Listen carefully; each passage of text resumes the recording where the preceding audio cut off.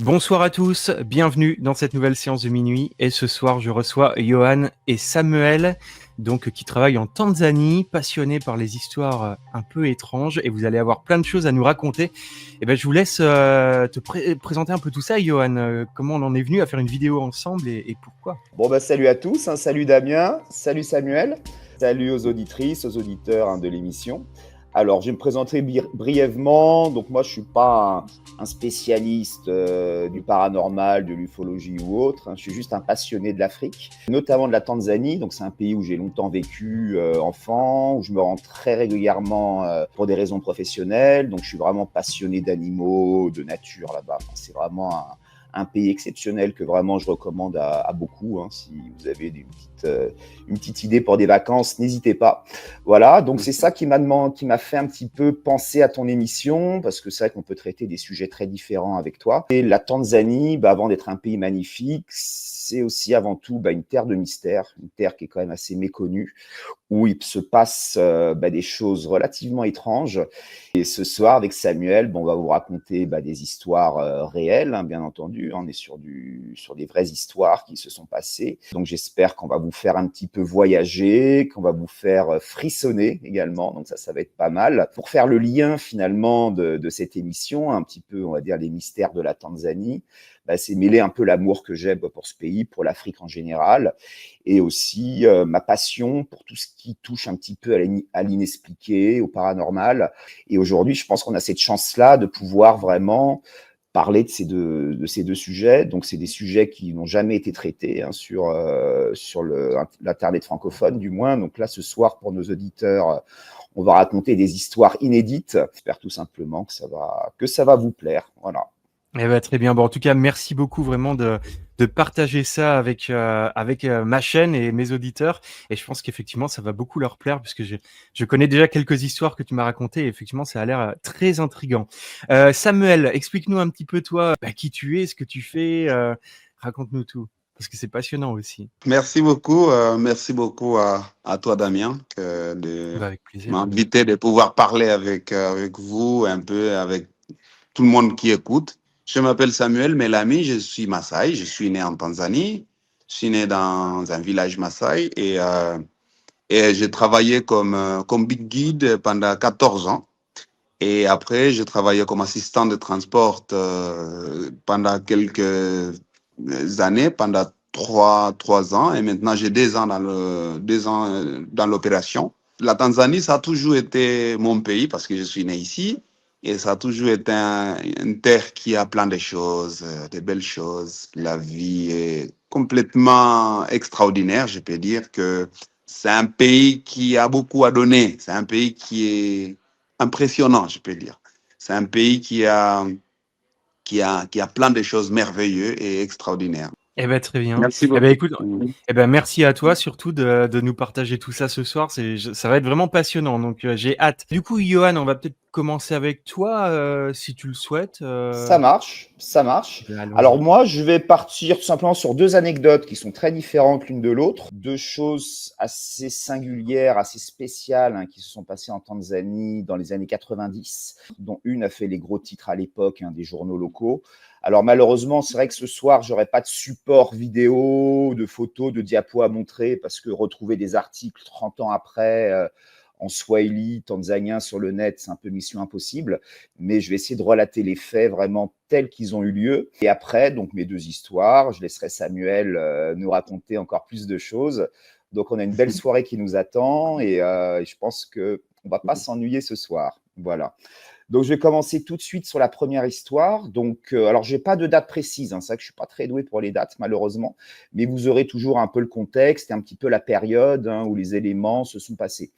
La première histoire est très intéressante parce qu'elle me fait énormément penser à une affaire qui est très connue en France, qui s'appelle la Bête du Gévaudan, dont tu as parlé sur ta chaîne d'ailleurs, il me semble, même à plusieurs reprises. Donc pour moi, c'est un petit peu l'histoire de la Bête du Gévaudan tanzanienne, vous allez voir, sauf que ça ne se passe pas au Moyen-Âge, ça s'est passé il y a que quelques années de ça.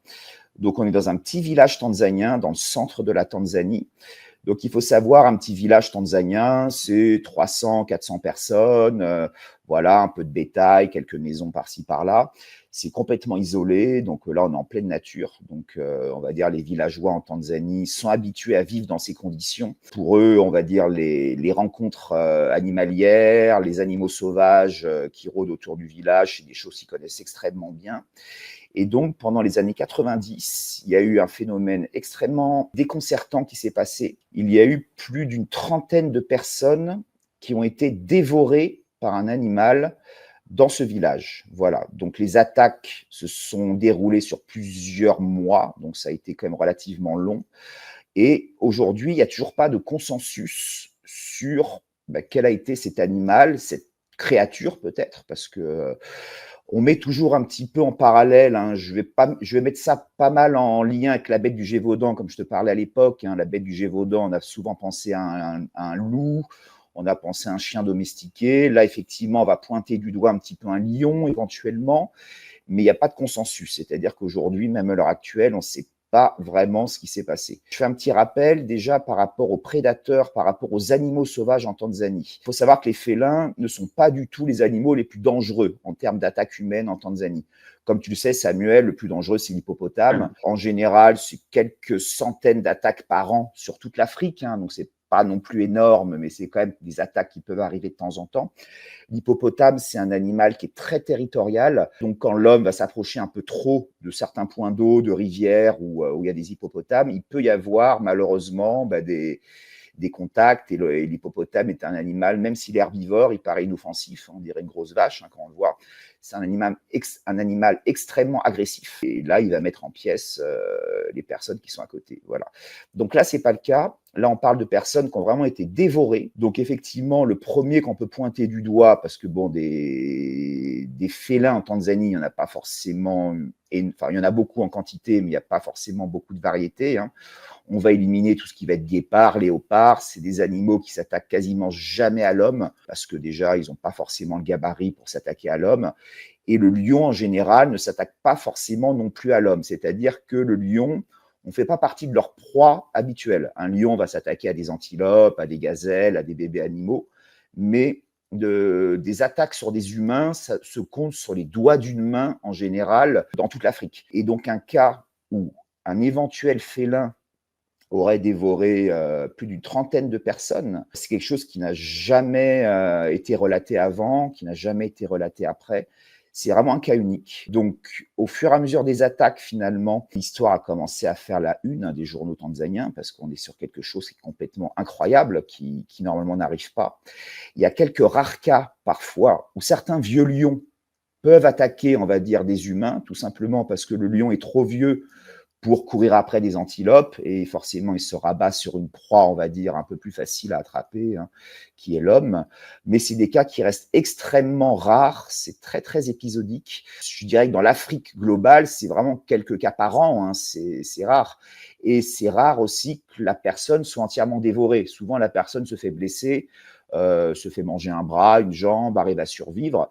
Et là, ce qui est très très étonnant dans ce village, c'est que alors les attaques ont eu lieu le jour, la nuit, ça a pu toucher des femmes, des hommes, des enfants, voilà, il n'y avait pas de distinction de personnes, et l'animal n'a jamais été observé. Il faut savoir qu'autour des villages, c'est la savane, c'est la brousse, donc un animal n'a pas non plus énormément d'endroits où se cacher. Un animal a un mode opératoire qui peut être un petit peu répétitif. Donc c'est ça qui paraît extrêmement étonnant, c'est que durant toutes ces attaques, l'animal ou la créature n'a jamais été repéré. Donc ça, c'est quelque chose de vraiment extrêmement étonnant. C'est pas du tout le mode opératoire d'un félin. Donc c'est extrêmement étonnant comme mode opératoire. C'est très très très très étonnant. Voilà. Et pardon, je te coupe, mais il n'y a même pas eu un habitant qui aurait vu quelque chose courir, voir un petit peu. Enfin, je sais pas, de l'avoir entreaperçu, un peu comme la bête du Gévaudan, qui a malgré tout été vue. C'est mais... ça. À ma connaissance, non. C'est-à-dire que l'animal agit toujours de façon furtive. Donc, il n'a jamais été repéré. Il n'y a pas eu de survivants également aux attaques. C'est-à-dire qu'il n'y a pas eu quelqu'un qui a été blessé par l'animal et qui est venu relater ce qui s'est passé. Il y a eu de nombreuses battues qui ont été mises en place. Forcément, le gouvernement tanzanien s'est intéressé à cette histoire. Et non, rien à faire. Donc, la bête a continué à agir pendant des mois. Malheureusement, on est en Tanzanie, donc on ne peut pas faire un peu comme chez nous. Les gens ne peuvent pas se confiner. Ils sont obligés de continuer à faire leur vie, à sortir les animaux, aller à la rivière prendre de l'eau. La vie doit continuer malheureusement. Et les attaques ont continué à se multiplier jusqu'à atteindre le chiffre de 40. On parle de 40 personnes qui ont été dévorées. C'est titanesque, surtout pour un seul endroit, pour un seul village, pour une durée aussi courte. Et l'anecdote n'est pas finie. C'est-à-dire qu'en fait, vu que cette histoire a fait les gros titres des journaux, il y avait un chasseur à l'époque, dont j'ai oublié le nom, je ne sais pas si Samuel, tu avais connu ça, un chasseur qui avait une émission télé en Tanzanie et qui chassait ou qui délogeait, on va dire, des animaux dangereux. Soit qui traînaient autour des villages, qui étaient dans les villes. Pour ceux qui ont la ref, c'était un peu le crocodile Dundee tanzanien. Voilà. Le mec était là avec son chapeau, son fusil, son équipe télé. Voilà, je me la pète un peu, je suis le meilleur chasseur de Tanzanie, ainsi de suite. Et donc forcément, il a entendu parler de l'histoire. Donc il s'est dit, tiens, ça c'est pour moi, je vais aller dans le village. Voilà. Alors il s'est déplacé dans le village. À cette époque, il devait déjà y avoir, je pense, une bonne trentaine de victimes à l'heure où il est arrivé. Donc il débarque avec son fusil, ses équipes télé, il s'installe, voilà, il commence à faire un petit état des lieux.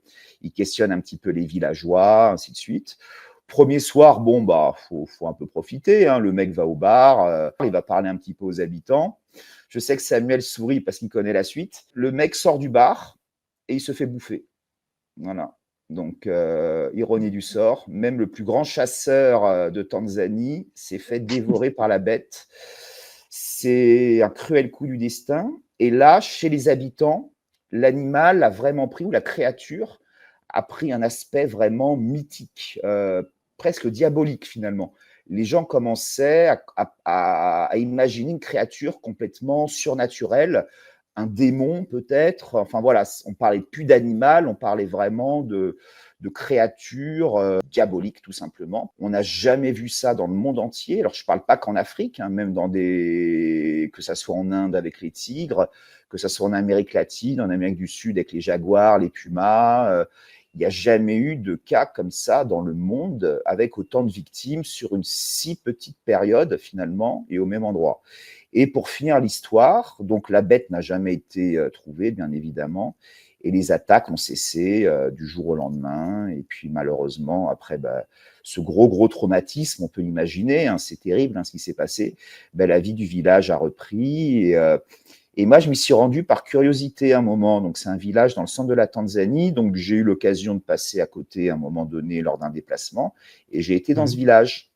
Et dans ce village, à l'entrée du village, tu as un panneau, une espèce de panneau un peu stèle, qui dit ici, un animal a mangé 40 personnes. Donc, c'est pour ça que vraiment, cette histoire est très intéressante. Elle a eu lieu il n'y a pas longtemps, dans les années 90, je le répète. Et c'est pour ça que je la mets vraiment un peu en miroir avec un peu la bête du Gévaudan, la bête des Vosges, enfin voilà, des choses, mais qui maintenant, en France, voilà, on parle de Moyen-Âge, là on parle de l'époque moderne, quand on parle de quelque chose qui a eu lieu très récemment. Et c'est ça qui est vraiment déconcertant dans cette histoire. Et même à l'heure actuelle, voilà, on n'est pas sûr de quel animal il s'agissait, tout simplement. Et les victimes, elles étaient retrouvées vraiment lacérées, comme si c'était un animal qui les avait attaquées? Dévoré. Dévorées. Il restait les os, la carcasse, voilà, dévoré. Puis après, c'est l'Afrique, donc c'est-à-dire qu'une fois que le prédateur principal est passé, après tu as les hyènes, après tu as les chacals, après tu as les vautours. Bon, ils n'étaient pas laissés comme ça en pâture, ils étaient enterrés, il y a eu des cérémonies, bien entendu. Ça a été vraiment, c'était pas juste blessé, quoi. Les personnes ont vraiment été complètement dévorées, quoi. Ça paraît étonnant. Et surtout que personne n'ait rien constaté. Il ne faut pas prendre les Tanzaniens pour des idiots, comme je disais. Ils ont l'habitude d'être confrontés à des animaux sauvages. C'est leur quotidien, finalement. S'il y a un vieux lion, s'il y a un animal dangereux, un buffle, un éléphant qui traîne autour d'un village, ils le remarquent tout de suite. Ils savent comment agir pour s'en protéger. C'est pour ça que cette histoire est totalement incroyable. Voilà. Il y a plein de questions qu'on peut poser. C'est est-ce qu'on retrouvait des traces de pas autour des cadavres humains qui étaient dévorés? Est-ce qu'il y avait des traces de pattes d'animaux? Alors c'est vrai qu'après il y avait des charognards qui venaient, donc ça a peut-être tout C'est bougé. Mais très est-ce dur qu'il y à a... dire. C'est très dur à Ouais. dire parce que la scène, finalement, on peut appeler ça une scène presque de crime, hein, c'est ça. Enfin, la scène du carnage devait tellement être dégradée par les allées et venues des villageois, par, comme tu expliquais, effectivement, les charognards ou autres, que malheureusement, il n'y a peut-être pas eu cette investigation, du moins dès le début. C'est-à-dire qu'ils n'ont pas essayé de remonter des traces. En Tanzanie, on est sur des sols qui vont des fois être très secs. Pour les empreintes, c'est pas comme si l'animal marchait dans la boue, des choses comme ça. On pouvait clairement identifier une empreinte. La scène était une telle pagaille, quoi, finalement, que ça a été dur vraiment d'analyser des indices qui auraient pu guider tout ça. Et je te parle de quelque chose qui a eu lieu dans les années 90, donc forcément, la Tanzanie n'avait pas les moyens de se doter presque, on va dire, d'une police scientifique, quoi, c'est ça, en relevant des empreintes, des traces, en voyant comment étaient faits les écorchures, les morsures chez les cadavres, des autopsies. Tout ça, c'était pas fait à l'époque. Tout ça, ça se faisait pas.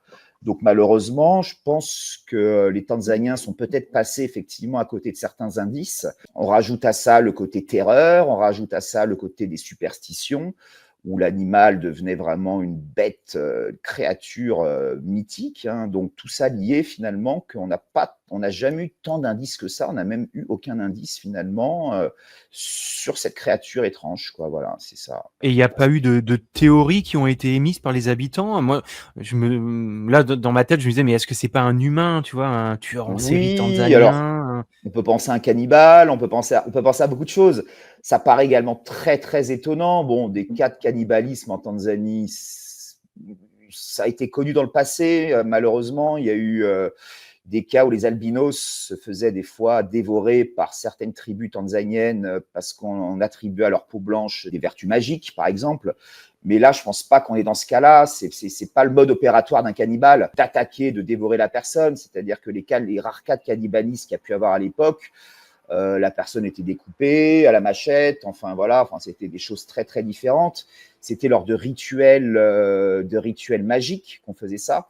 Donc là, c'est pas du tout ça. C'est pas des albinos qui ont été attaqués. C'est des villageois lambda, on va dire. C'est un peu comme la bête du Gévaudan. C'est-à-dire que finalement, l'animal qu'on va pointer du doigt, c'est le lion, bien entendu, hein, si on doit faire une conclusion là-dessus. Mais malgré ça, il y a quelque chose qui ne colle pas. Ça ne peut pas coller avec un mode opératoire d'un lion, ou de plusieurs lions d'ailleurs, par rapport à leur furtivité, par rapport à la récurrence des attaques, par rapport au temps que ça a duré, par rapport au fait qu'on n'ait jamais retrouvé une seule trace, qu'on n'ait jamais retrouvé d'indices, comme tu disais. Pour nous, pour beaucoup de gens qui se sont intéressés à l'histoire, ça colle pas. Ça colle pas. Soit c'est un cas vraiment unique au monde, où on est vraiment tombé sur un lion extrêmement féroce, mais c'est pas le mode opératoire d'un lion. Ça paraît tellement étonnant que malheureusement on ne saura jamais. C'est pour ça que je te raconte cette histoire, hein. Si on avait le pourquoi et le comment, il n'y aurait plus de mystère et ça ferait pas d'émission. Mais on a vraiment toujours ce mystère qui plane sur la nature de cette créature, tout simplement. C'est vrai qu'il y a des gens qui sont attaqués par les animaux, mais c'est un animal invisible. C'est ça, vraiment un animal mystérieux et il n'y a pas d'explication. Il n'y a pas d'explication logique sur ce qui se passe. C'est ça. Ouais. Non. Il n'y a pas d'explication. Et c'est vrai, parce que jusqu'à maintenant, il y a des gens qui disent qu'il y a des gens qui ont des animaux dans leur maison. Mais les gens qui vivent dans les villages reculés, hein, très reculés, ils vivent avec les animaux dans leur maison. Ils disent c'est un léopard, mais c'est pas un léopard. Moi, j'ai fait une investigation. Un jour, j'essayais de demander les gens, très bien, les anciens, hein, c'est des, comment on appelle ça, les babous. Chez nous, on appelle ça les babous. Les sages, voilà. Les sages, les sages du village. Ils connaissent bien l'histoire et tout. Ils m'ont raconté que les gens, ils gardaient pas les léopards parce que c'est difficile à garder les léopards. Moi, j'étais guide et moi, je suis guide jusqu'à maintenant. C'est impossible à garder un léopard à la maison. C'est difficile à domestiquer un léopard à la maison. Donc, l'animal qui les garde, c'est plutôt une hyène. C'est les hyènes tachetées. Les D'accord. hyènes tachetées, on arrive à les domestiquer facilement parce que c'est un animal, même si tu passes dans tous tes livres, si tu as des livres des animaux, tu vas sur Google, je ne sais pas où, mais tu veux juste regarder les yeux de la hyène. Normalement, beaucoup d'animaux, ils ont la pupille noire. Mhm. L'œil, il a un côté noir au milieu et autour, c'est blanc. Mais pour la hyène, toute l'œil est noire parce que c'est un animal nocturne. Mhm. Et aussi, pour les sorciers, ils ont besoin des yeux comme ça pour pouvoir les gérer. Ça, c'est magique. C'est ça que les sages m'ont dit. Parce que la hyène, il voit très bien la nuit. C'est très facile à gérer la hyène la nuit que le jour. Et beaucoup de sorciers, ils bougent la nuit, ils ne bougent pas le jour.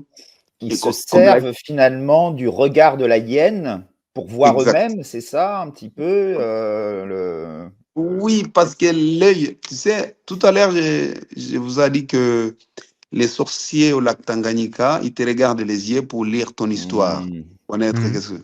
Donc, les yeux, c'est le lien entre l'animal et la personne. Si tu regardes, même les chiens, si tu regardes très bien dans les yeux, là, il connaît que tu es dominant ou tu n'es pas dominant dans la vraie vie. Mais Mhm. chez les sorciers, regarder les yeux, ils voient exactement que ça, c'est un animal qui est dangereux ou pas dangereux. Ça, c'est un animal que je peux utiliser ou je ne peux pas utiliser. Donc, la hyène, c'est facile à utiliser la nuit. Ils voient bien la nuit et c'est facile à les gérer parce qu'il reste concentré quand il te regarde. Quand il te regarde, il reste concentré. Donc finalement, la hyène est très importante pour les sorciers, pour la magie ici. Donc ils montent sur le dos des hyènes et ils voyagent la nuit. Ils bougent avec la hyène la nuit. Et si quelqu'un il t'aime pas ou tu as fait mal à lui ou à ses enfants, il t'envoie la hyène la nuit et il t'attaque. Et il t'attaque, Mhm. il te casse, il te coupe en deux, il te mord, comme il a les molaires très solides, il te coupe, il te dévore complètement et il te laisse, il ne te mange pas tout parce que c'est la hyène dans le système de la magie. Il ne te mange pas complètement. Il t'attaque, il te casse, il te laisse. Parce que c'est un animal qui est envoyé magiquement. Donc la hyène est beaucoup utilisée dans la magie pour envoyer d'une personne à l'autre. Et c'est vrai que peut-être il y a un chef de village qui n'était pas content à cette génération. Donc, il voulait dévorer un certain montant de gens pour pouvoir récupérer l'énergie de tous ces gens. Tu sais, les gens, ils récupèrent d'énergie d'autres personnes. Par exemple, en Tanzanie, on a quelque chose qu'on appelle Msukule. Msukule, ça veut dire quelqu'un, il prend quelqu'un d'autre pour le manger, pour, c'est ça. pour aller travailler dans son Ah, champ. non. Mhm. Et par exemple, moi, je suis un sorcier et je vais prendre à Johan. Et je peux prendre à Johan magiquement pour venir chez moi et travailler dans mon champ parce que j'ai un grand champ et il doit travailler, je dois avoir beaucoup de personnel. Et Johan, il doit travailler continuellement sans être fatigué. C'est comme si Et tu comment? m'hypnotisais un peu, quoi. Voilà, c'est ça, quoi. Ouais, Exactement. ouais. Ah, c'est D'accord. comme Exactement. une Ouais, ouais. sorte de zombie presque en fait. Oui. Tu Ouais. le Ah oui, maintiens. exactement. Comme Ok. un zombie, on te fait un zombie et tu travailles que la nuit, mais toute la nuit tu Tout le travailles et temps, le tout le jour on temps. te garde quelque part qui est noir et foncé. Il y a cette même histoire aussi dans le voodoo où on peut justement utiliser les Parfait. gens la journée et le garder Oui. le soir en fait. J'avais lu ça, oui, oui, à Haïti, tout ça, ouais. C'est marrant, ouais. Donc ça c'est la journée. Chez nous ici, c'est la nuit. D'accord. Mais quand on prend quelqu'un, quand on prend quelqu'un comme ça, et dans sa famille, et ils vont avoir le corps et que la personne est morte. Mhm. Mais il n'est pas mort. C'est juste un carton, mais il est pas mort. Mais vous voyez qu'il est mort, mais il n'est pas mort. il est déjà pris par quelqu'un. Il est quelque part, il travaille quelque part. Donc, sa famille, il connaît que, bon, il est mort. On a enterré notre personne, c'est tout, c'est fini. Mais lui, il travaille chez quelqu'un, chez le sorcier. Ok. Et donc, il y a des gens, il y a des magies comme ça. Et tu vois quelqu'un toujours son chant, il est bien retenu et tout, super, mais il a qu'un enfant. Et comment qu'il travaille? Comment il travaille dans son chant? Il travaille la nuit. Faut Il que j'aille travaille voir, pas le faut que jour. j'aille voir ton chant alors, Samuel, hein. S'il est trop bien, s'il est trop bien ton chant, je vais me méfier là, je vais me méfier là. Là peut-être, j'arrive pas à te prendre, Johan, là-bas, depuis la T'as France. peut-être déjà quelques zombies là-bas qui travaillent pour toi, c'est ça. Ah oui, c'est incroyable. Mais Je peux tu comprendre. auras peur. Tu auras peur quand tu vas voir tout ça. Tu auras peur. Tu peux plus vivre là-bas. Tu dis, ah non, c'est pas Euh, ici. Moi, je veux aller dans le village où tout le monde me connaît, moi. C'est ça. Moi, c'est surtout ça que j'ai envie de faire. Aïe, aïe, aïe. Mais Ouais, c'est dans fascinant. ces Ouais. villages, le village comme ça, c'est magnifique. Il vit la vie saine parce qu'il mange que des poissons, il mange des légumes et des poissons. Hmm. Jamais, il n'y a pas beaucoup, il y a pas de chimique. Il Oui. vit très, très, oui, oui. Mais c'est ça le côté négatif qui existe. Moi, je peux dire que tu auras juste peur, mais c'est pas violent. C'est violent quand il devient violent. La dernière fois, je peux dire, je pense que j'ai raconté aussi à Johan un jour, et le gouvernement, il voulait passer la route depuis Nyakanazi jusqu'à Kigoma, au nord-ouest du pays. Et tu vois, la route, il va tout droit, et après, il y a un étroit, quoi, comme un Ouais, ça fait épingle. Donc, un virage comme ça sans raison, et puis la route oui, redevient toute ça droite. continue. C'est incroyable. Parce que l'histoire, il disait que il y avait des Allemands qui travaillaient pour faire la route. Ils sont venus avec les bulldozers et tout, les niveleuses. Chaque fois qu'ils arrivent dans ces coins-là, les machines ils tombent en panne. Et après, chaque fois, ils tombent en panne. Toutes les machines sont tombées en panne. Après, ils ont dit, bon, on change le contracteur, quelqu'un d'autre. Ils ont amené quelqu'un qui vient de Suède, si je ne me trompe pas. Et après, ces machines, ils sont tombés tous en panne. Juste là, au même coin. Il n'y a pas de colline, il y a rien, juste à la limite. Et après, ils ont décidé de demander les villageois, pourquoi nos machines ils tombent en panne ici? Qu'est-ce qu'il y a? Et après, les villageois, ils ont dit, il y a une tombe là devant. Il y a un cimetière. Un cimetière de qui? C'est un cimetière d'un grand chef de notre village, un très grand chef qui était très, très connu. Et c'est lui qui gérait tous ces villages. Donc, c'est impossible d'enlever ce cimetière. Ah, les garçons, ils ont dit, ah non, c'est pas possible. Ça, nous, on va casser. C'est annoncé même à la télé. Hein. À la télé, on regardait. Ils en ont Toutes les parlé, ouais. Tanzaniens, ils ont... Ouais, Oui. ouais, ouais, ouais, ouais. Et après, ils ont dit, non, nous, on va faire tout ce qu'il faut et tout. Ils ont amené des nouveaux machines et tout. Tous tombent en panne là-bas. Ils n'avancent pas. Et après, ils ont demandé les villageois, qu'est-ce qu'on doit faire? Ils ont dit, ah, ça c'est difficile. Il faut qu'on se rejoigne tout le village. On fait une réunion pour discuter comment on peut faire pour bouger cette cimetière. Mais c'est impossible à bouger cette cimetière. Les villageois, ils ont dit, bon, voilà. Mais si vous continuez à gauche, ça va. Les machines, ça va fonctionner. Si vous allez tout droit, impossible. Ils ont dit, OK, bon, on va essayer de commencer la route à l'autre côté et venir de ce côté comme ça. Ils ont commencé la route à l'autre côté. Dès qu'ils arrivent à côté du cimetière, ils tombent en panne. Toutes les machines sont tombées en panne. Ils ont décidé de faire un forme S pour entourer le cimetière. Parce que ça a été impossible à passer là. Ça veut dire qu'il y a des diables avec des martons qui démontent les pièces des caterpillars, qui Casse les machines, c'est ça. cassent les machines, ou ils coupent les... Ou comme Ça a été- un champ magnétique presque qui fait que les Oui, appareils tombent en panne. Une oui, force, finalement, il y a une force qui faisait que oui. toutes les machines, dès que tu Oui, arrivais voilà, devant la tombe de cette fameuse oui, personne, tout oui. s'arrêtait, tout tombait en panne. Voilà. Et la Ah oui, machine donc, remarchait très bien oui. si tu la remettais 100 mètres plus loin, quoi. C'est ça, c'est ça. Voilà. Ah oui, oui, Ouais, ouais, ouais, ouais, ouais. donc ça veut dire il y a des gens qui meurent, mais ils meurent pas. Ils meurent, le corps il meurt, mais l'esprit il reste. Si c'est un esprit très puissant, ça reste sur place. Et c'est là où je crois. Même nous, quand on meurt, je pense qu'il y a un esprit qui reste quelque part, mais on ne sait pas c'est où. Mais je pense l'esprit de cette chef, de chef là, ça a resté à côté de son cimetière pour protéger son cimetière. Mais il y avait personne qui pouvait dire qu'est-ce qu'il faut faire pour bouger le cimetière. Ça a été difficile. Je vais aussi peut-être pouvoir passer à ma deuxième Ouais, histoire qui va être assez intéressante, sur laquelle Samuel va pouvoir rebondir aussi, je sens. vas-y. Alors, très différent du premier. Donc là, on va partir dans le Serengeti. Le Serengeti, donc c'est le deuxième plus grand parc national de Tanzanie, donc c'est au nord de la Tanzanie.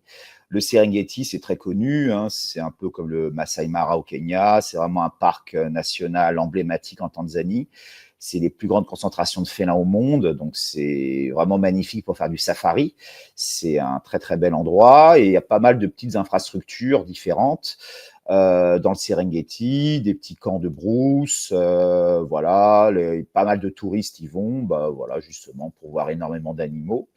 Et donc l'endroit est très bien desservi. Donc tu as des petits, ce qu'on appelle des petits airstrips, des petits aérodromes finalement qui sont disséminés un petit peu dans le parc. Il doit y en avoir une dizaine à peu près.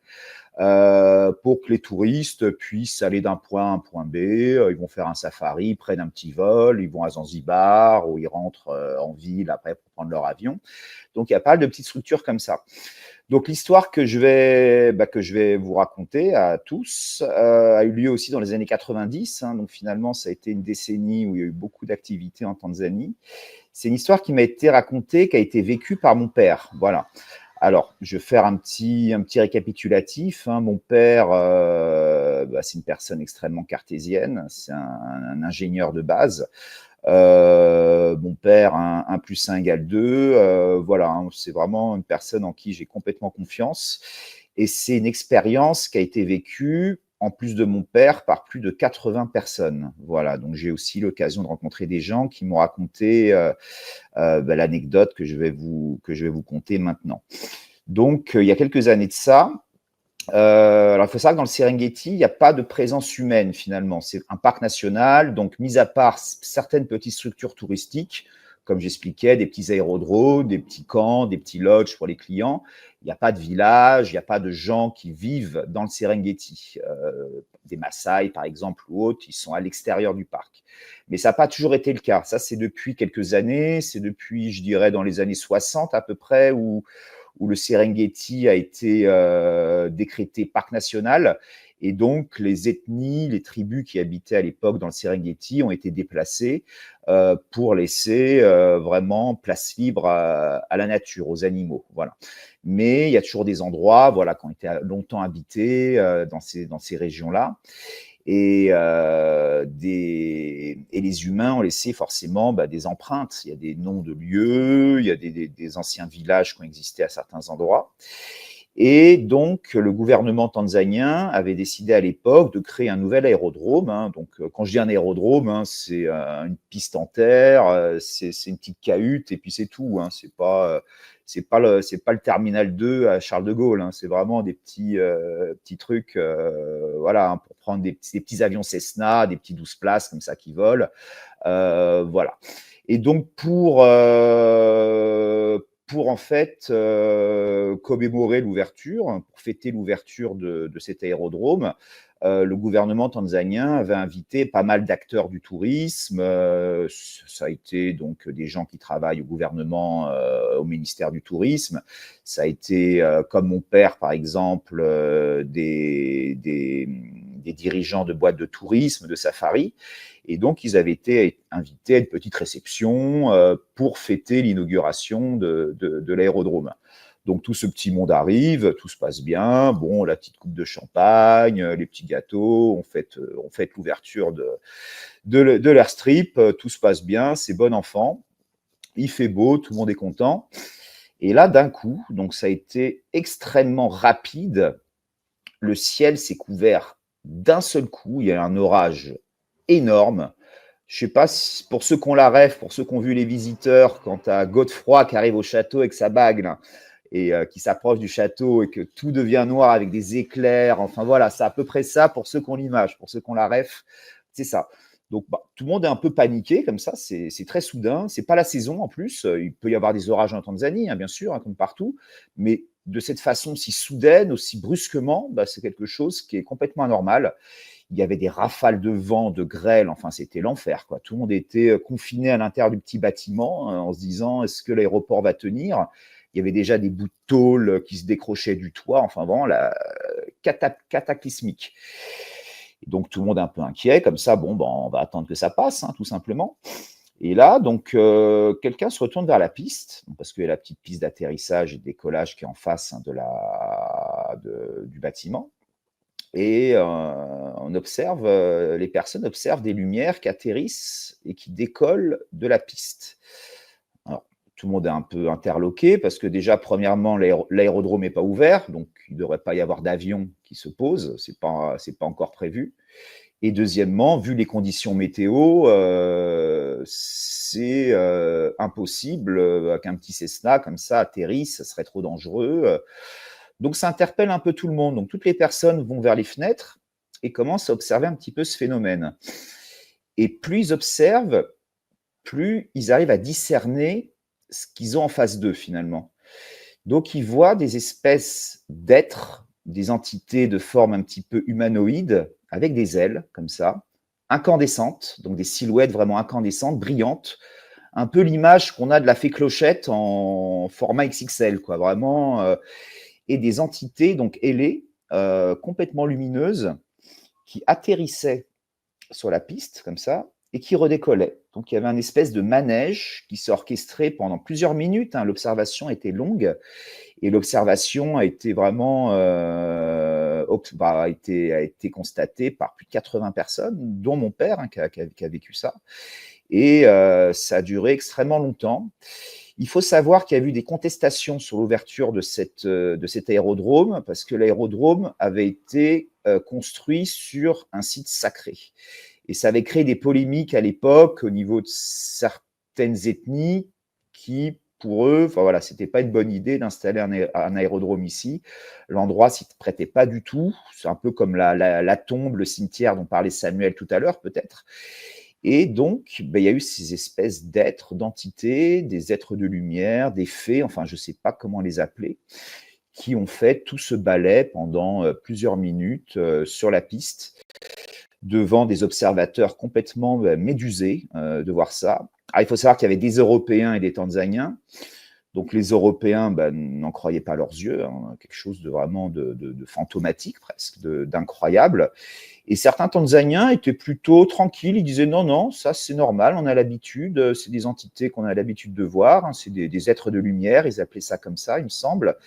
Et ils sont là finalement pour manifester leur mécontentement, que ça ne leur plaît pas qu'on crée une installation à cet endroit-là.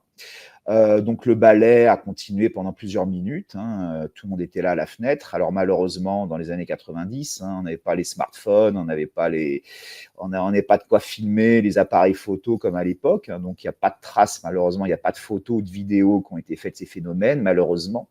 Mais voilà, ça a été observé par tout ce petit monde. Et une fois que les entités ont disparu, le ciel est redevenu bleu d'un coup, comme ça, enfin, presque comme par magie. Et pour l'anecdote, l'aérodrome n'a jamais ouvert. Voilà, suite à ça, ouais. Ça a été quelque chose d'assez surprenant, on va dire, pour garder un terme modéré.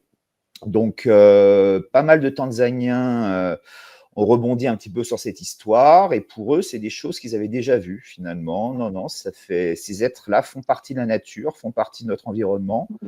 C'est pas des humains, c'est pas des animaux, c'est autre chose, mais c'est des entités qui cohabitent avec les hommes et qui, dans certains cas, dans certaines occasions, se manifestent, des fois de façon positive, des fois de façon négative, mais qui sont là finalement pour montrer, voilà, que quelque chose ne va pas. Il y avait quelque chose qui n'allait pas avec cet aérodrome-là. Et vraiment la description la plus exacte que j'essaye de retranscrire, qu'on m'a effectivement expliqué sur ces êtres, c'est vraiment une allure humanoïde, 2 bras, 2 jambes, une tête, une taille relativement humaine, 1m60, 1m80, enfin voilà, vraiment une taille humaine, mais une brillance, comme si ces créatures, ces entités avaient une espèce de halo lumineux autour d'eux, brillant, lumineux, et des ailes un peu comme un papillon, comme un oiseau. Enfin, j'ai pas assisté personnellement, j'essaie vraiment de retranscrire le plus fidèlement possible la description comme on a fait.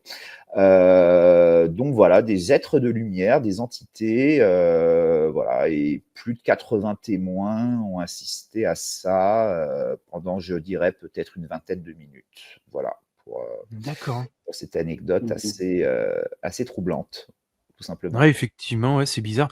Et cet animal, enfin cette chose, est Ces présente choses, dans le ces choses, voilà. ces choses, ouais, elles étaient nombreuses? On pouvait, vraiment, genre tout ensemble au même moment, Alors, à ce elles moment-là? étaient, il y en avait que quelques-unes, de ce qu'on m'a raconté, je pense, j'ai pas tous les souvenirs en tête parce que c'est une histoire qu'on m'a racontée il y a déjà assez longtemps. Je dirais peut-être 5, 6 peut-être, tu vois, pas non plus Mmh. énormément, mais il n'y en avait pas qu'une en tout cas, il y en avait plusieurs. Ça faisait comme un ballet finalement, c'est des choses qui assez gracieuses d'ailleurs. C'est pour ça que je parle de fées, je parle d'une créature un petit peu onérique, je sais pas, c'est quelque chose qui était assez gracieux, voilà, où les jambes bougeaient, les bras bougeaient, les ailes bougeaient, ça arrivait sur la piste, ça redécollait, ça faisait un petit peu comme un ballet de papillons, un petit peu, je sais pas, c'est vraiment quelque chose d'assez gracieux. Et vraiment cette lumière, ça dégageait une énergie, une luminosité, une incandescence, enfin, quelque chose de très incandescent, voilà, qui contrastait vraiment avec l'environnement, l'orage, Mmh. la nuit. Ça a dû être quelque chose de très, très, très, très déstabilisant pour les observateurs, notamment les observateurs européens, Ouais. qui, 30 ans après, je pense, s'en rappellent encore très, très bien. Voilà, c'est ça. Donc, Et cette créature, est-ce qu'elle fait partie, du folklore local? Est-ce qu'on la retrouve dans des histoires? Est-ce que parce que tu dis qu'il la connaissait bien, mais, c'est pour eux, ça, c'est c'est quoi ça. exactement? Ça Alors, vient d'où? Qu'est-ce que moi, c'est? j'ai pas. Alors, je laisserai Samuel après peut-être nous dire des choses que je pense qu'il aura des choses à nous dire. Je le vois sourire à côté. Je pense il a envie de rebondir là-dessus. Moi, c'est la seule fois où j'en ai vraiment entendu parler de façon réelle, où vraiment ça m'a été raconté comme ça directement. Mais en parlant avec certains Tanzaniens, il y a des Tanzaniens qui ont déjà vu ces entités dans d'autres circonstances, finalement, dans d'autres conditions. Et Mmh. pour eux, ils n'étaient pas étonnés, quoi. C'est comme si toi, moi, on voyait, je ne sais pas, un avion. On va prendre quelqu'un qui n'a jamais vu un avion de sa vie, il va être terrifié, il ne va pas savoir ce que c'est, ce gros truc dans le ciel. Et là, c'est l'inverse. La plupart des Tanzaniens, pour eux, n'étaient pas effrayés, n'étaient pas choqués, avaient déjà soit entendu parler de ces entités, les avaient soit déjà vues ou autres. Autour de Arusha, il y a des coins qu'on ne peut pas louer les maisons. Parce que les maisons, ils ont construit là où ils ont enterré les gens. Donc peut-être quelqu'un, par exemple, moi, je vais acheter un parcelle de terrain pour pouvoir construire quelque chose ou une maison à louer. Et, euh, et là, ça a été des cimetières. Donc les gens, ils ont cassé les cimetières. Ils n'ont pas déterré, ils n'ont pas enlevé toujours les os et tout. Donc ça a été des cimetières. Donc tu fais une maison en haut des cimetières. Là, tu restes en haut d'énergie des gens. Donc si tu loues les maisons construites en haut des cimetières, il y a le toit qui s'envole la nuit quand tu dors. Et tu sors dehors, le toit il est là. Mais quand tu entres à la maison, tu commences à dormir, le toit il disparaît. Donc il y a des gens qui ont déjà vécu cette vie. Et il y a des maisons qu'on connaît jusqu'à maintenant autour de Arusha. Il y a des coins qu'on ne peut pas louer ces maisons. parce que c'est des maisons qui ont des mystères, qui ont des diables, des magies. maisons hantées, quoi. Des maisons hantées, Ouais. finalement. C'est ça, quoi. Ouais, Et ouais, oui, exactement, oui. Donc, tu loues la maison, tu dors la nuit et tu regardes en haut, le toit est parti. Tu vois le ciel. Et tu sors dehors, et il y a le toit là. Donc, je dis, bon, c'est pas normal ça. Et il y a mon professeur, moi je peux dire, même mon professeur, il peut prouver ça. Mon professeur de guide qui m'a enseigné guide, qui m'a enseigné des animaux sauvages et tout. Il s'appelle professeur Wakara. Lui, il avait loué une maison à l'est, nord-est d'Arusha. Et c'est lui qui m'a dit, la nuit, le toit de cette maison, ils partent. Et après, bon, bah, dehors, le toit, il est là. Donc, j'ai dit, il y a de l'énergie qui reste. Donc, il ne faut pas construire les maisons en haut des cimetières. Dès qu'il y a un cimetière, achète pas même cette terre en Tanzanie.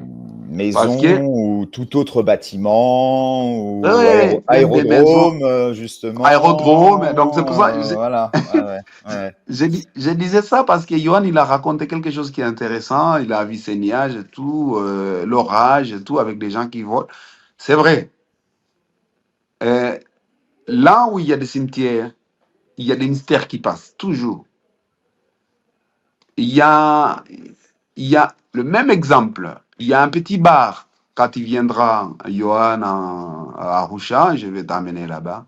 Il y a un bar qui est à côté des cimetières publics à Arusha.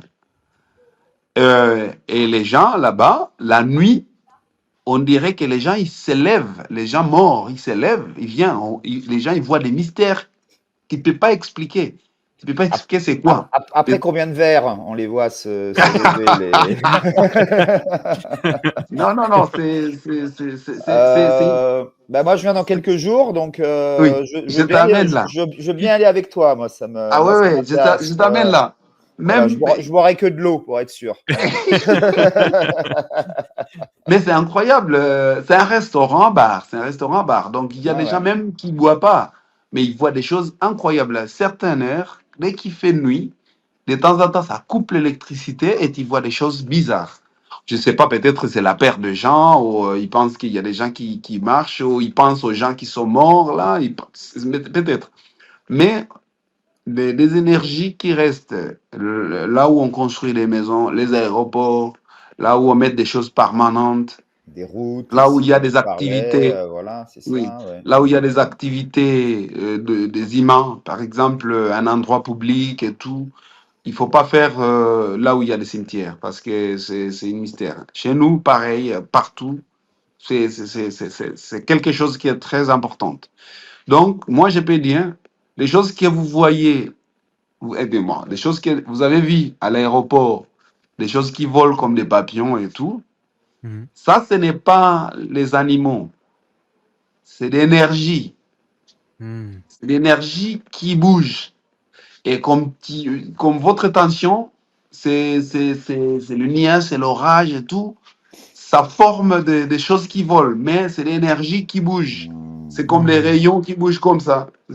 Mais c'est l'énergie qui bouge Ah ouais. depuis le sol Peut-être jusqu'au que ciel, ou du ciel jusqu'en bas. l'énergie de l'orage a fait une Oui, concentration d'énergie qui a créé ce oui, phénomène aussi, oui, qui a permis aux entités peut-être d'apparaître, d'avoir suffisamment d'énergie pour se manifester, avec et la oui, foudre, avec voilà, enfin toute oui, l'électricité statique oui. qu'il peut y Oui. avoir. Donc ça peut être lié effectivement, oui, c'est sûr. Et on peut pas y voir peut-être un phénomène naturel. C'était vraiment des créatures. On voyait vraiment des créatures ailées. Ça pouvait pas être justement, C'est comme tu le dis, ça. un Non, phénomène non, naturel de y a pas foudre. eu il y a pas eu de pareidolie comme on peut dire, hein, des fois, hein. Mhm. Il y a suffisamment de témoins visuels et surtout l'observation, ça n'a pas été un Mm, flash, hein, c'est vraiment une observation qui a duré dans le temps sur plusieurs minutes, Mhm. où là, vraiment, tout le monde a pu constater exactement la même chose. Donc, il n'y a pas d'hallucination collective, il n'y a pas d'interprétation. Voilà, ils ont vraiment constaté ce phénomène-là. Les 80 personnes peuvent le raconter, j'imagine, de la même façon. voilà, une silhouette humanoïde ailée, brillante, avec des gestes, à part le fait de voler, mais avec des gestes assez humains, qui bougent des jambes, qui bougent des bras. Il ne peut pas y avoir confusion possible. Il peut pas y avoir confusion possible. Alors après, que ce soit quelque chose de purement énergétique, c'est possible parce que c'est incandescent, c'est brillant. C'est peut-être pas quelque chose de physique, de matériel qu'ils ont vu. C'est un peu comme un hologramme, peut-être quelque chose comme ça, une projection. Mais en tout cas, de forme, d'aspect, c'est vraiment ce que dans les anciens folklores, on parlait de fées, on parlait d'êtres élémentaires, on parlait d'entités un petit peu comme ça, peut-être même non physiques, des choses vraiment spectrales aussi peut-être, quoi, quelque chose. Et ça donnait plus l'impression, voilà, d'être quelque chose d'un peu spectral, plutôt qu'une vraie créature, que quelque chose de vraiment de chair et d'os, quoi. C'est ça. Voilà. Ouais, c'était très Oui, non, fantomatique, mais quoi. moi, je voulais dire quelque chose, Johan. Je ne sais pas si vous m'entendez très bien. Oui, très bien. Oui. Et c'est des mystères, des mystères comme ça, c'est au moins s'il y avait des cimetières à côté là-bas. Ce qui est possible, ce qui est possible sur le Oui, site. s'il y a des cimetières, ils n'ont pas accepté l'aéroport. Et donc, c'est parce que l'énergie des gens qui sont morts, qui sont enterrés là-bas, dans leur histoire, ils sont enterrés là-bas parce que c'est l'endroit où il faut dominer. Les morts, ils gèrent l'endroit. Leur Donc, de endroit temps à en temps, ils eux, n'acceptaient c'est ça. pas Ouais. ils acceptaient pas aucune construction, ils n'acceptaient pas aucune congrégation publique. Et donc, comme ça, ils volent, ils partent. L'esprit part. Donc, on peut dire, nous, on vit, on croit qu'on a une autre vie après mourir, dans notre tradition. Et cette vie-là, ça peut rester dans l'énergie, ça peut rester au sol. Aussi, dès qu'ils sont enterrés là où il y a beaucoup de minéraux, par exemple, Serengeti, comme Johan il a dit, Serengeti, c'est rempli d'or. C'est des minéraux différents. Donc là où ils ont enterré les gens, peut-être il y avait des minéraux. Donc la connexion avec les morts et les minéraux, c'est quelque chose qui est très important. Même à côté de lac Tanganyika, pareil. Il y a beaucoup de minéraux. Les gens utilisent d'énergie, des minéraux pour bouger des choses.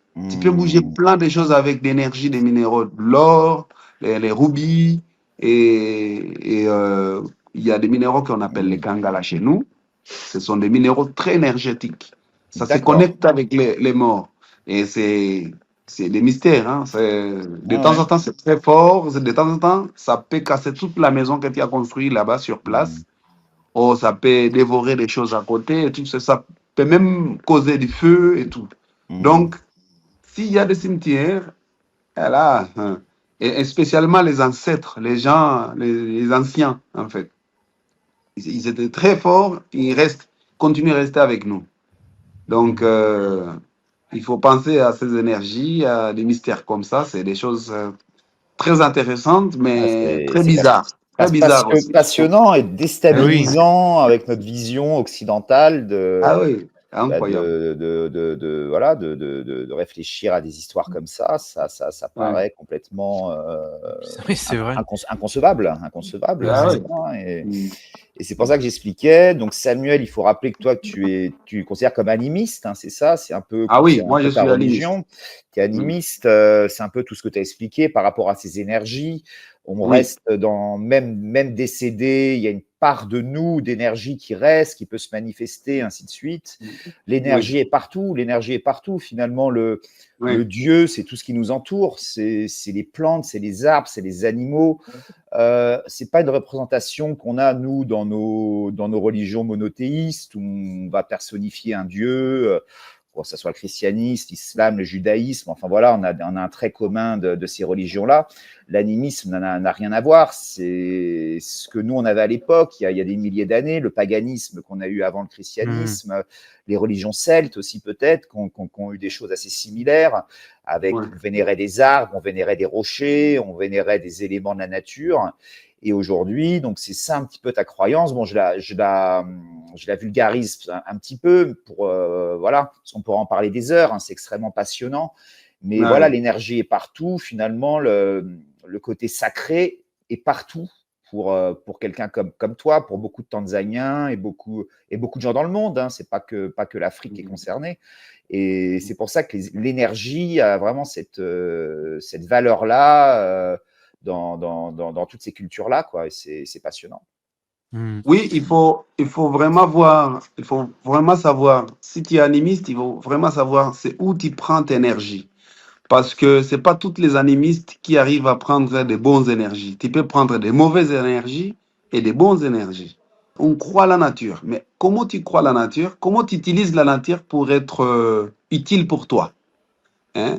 Donc la nature a tout ce que vous avez besoin. Et c'est là où ça sort le mystère. Dès que tu utilises le mauvais côté d'énergie. Parce qu'il y a des pierres à toucher pour avoir de l'énergie, il y a des arbres à toucher pour avoir de l'énergie, il y a le sol à toucher pour avoir de l'énergie. Et tu les sens. Donc tu peux toucher un mauvais côté où il y a des ancêtres qui n'acceptaient pas te donner toutes ces énergies. Donc il faut être dirigé. Et il y a des gens qui sont morts avec ça. Hein. Parce que tu vas prendre l'énergie dans un côté où qui va pas avec toi. Une Donc il énergie faut être négative, quoi, quelque chose exactement. une mauvaise énergie, quelque chose de mauvais, quoi. C'est ça que tu vas Quand vous allez, récolter. quand, Ouais, ouais. quand vous allez venir en Tanzanie, je vais vous montrer, il y a un fou qui habite pas trop loin de chez moi, un fou. Il est fou, complètement fou, il est mal habillé et tout. Et cette fou, il n'était pas fou au début, il était bien, Mhm. mais il avait une croyance d'aller à l'église tout le temps, très bien, faire des prières, très bien. Un jour, il a monté en haut d'une montagne qui est à côté de, pas trop loin de chez moi, tout au sommet pour aller faire des prières. Ça a été le jour, ça a été pas dimanche, ça a été samedi, avant dimanche. Il s'est préparé pour venir à l'église à dimanche. Hein? Donc, dès qu'il est monté là, c'est là où il est devenu fou. Il, il est revenu, il a tout démonté, tous les vêtements, il est fou jusqu'à maintenant. Et D'accord. Ah ouais. toutes ses frères, il disait, ah, c'est bizarre parce que lui, il était toujours normal, il faisait des prières comme normal et tout. Mais dès qu'il est monté à la montagne, il est devenu fou. Et moi, j'ai lu les histoires. Si tu regardes même dans la Bible, pour ces gens qui croient à la Bible, tout, Moïse, il montait en haut des montagnes pour parler avec Dieu, c'est ça?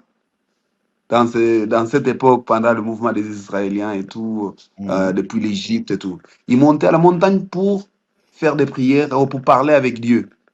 Donc, tu peux monter dans une mauvaise montagne et parler avec des diables et tout. Et finalement, tu penses que tu parles avec Dieu, mais c'est des Ah ouais. diables. Eh oui. D'accord. Donc, il y a des montagnes, nous les animistes, il y a des montagnes qu'on ne peut pas monter pour aller faire des prières. On monte pour faire Mhm. d'autres choses, mais on ne fait pas de prières. Tu passes, tu laisses et tout. Parce que la montagne est maudite, finalement, c'est ça, quoi. Il y a une Ah, mauvaise énergie sur la montagne, il y a quelque chose, il y a une entité peut-être qui non, réside au oui. sommet, ou oui. Il Mhm. y a des bonnes montagnes pour aller faire Mhm. des prières. Même dans l'histoire des Maasai, par exemple, ils montent dans la montagne de Oldonyo Oh, Lengai pour Luyenga, faire il y a des prières. un C'est natron, ça. ouais, c'est ça, ouais. Ouais, ouais. Pourquoi, Mhm. pourquoi les Maasai ne vont pas s'asseoir quelque part et faire des prières? Pourquoi ils montent à la montagne? Mhm. Pourquoi dans la Bible, l'histoire de la Bible, pourquoi Moïse il montait en haut des montagnes pour parler avec Dieu? Ce sont les questions qu'on demande. Donc, les mystères existent partout. C'est pas que toutes les montagnes qui donnent des bons esprits et c'est pas que tous Mhm. qui donnent des mauvais esprits. Donc, il y a des mystères qui passent dans les montagnes, il y a des choses qui passent, qui sont très bizarres. Il faut rester un peu longtemps avec des animistes comme nous et pour te raconter c'est quoi existe dans cette montagne, c'est quoi existe dans cet arbre, c'est quoi existe dans cette pierre et tout. Parce que nous, on arrive à lire, on arrive à savoir, les animistes. Je peux dire quelque chose. Nous, Mhm.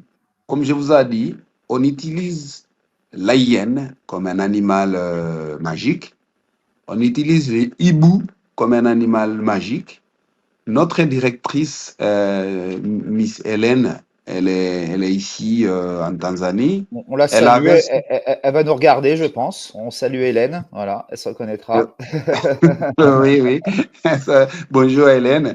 Elle avait un petit hibou qui a toujours grandi avec elle à côté ici de Lodge. Et cet hibou, il avait l'habitude d'être avec tout le monde ici parce que depuis tout petit, il a grandi ici.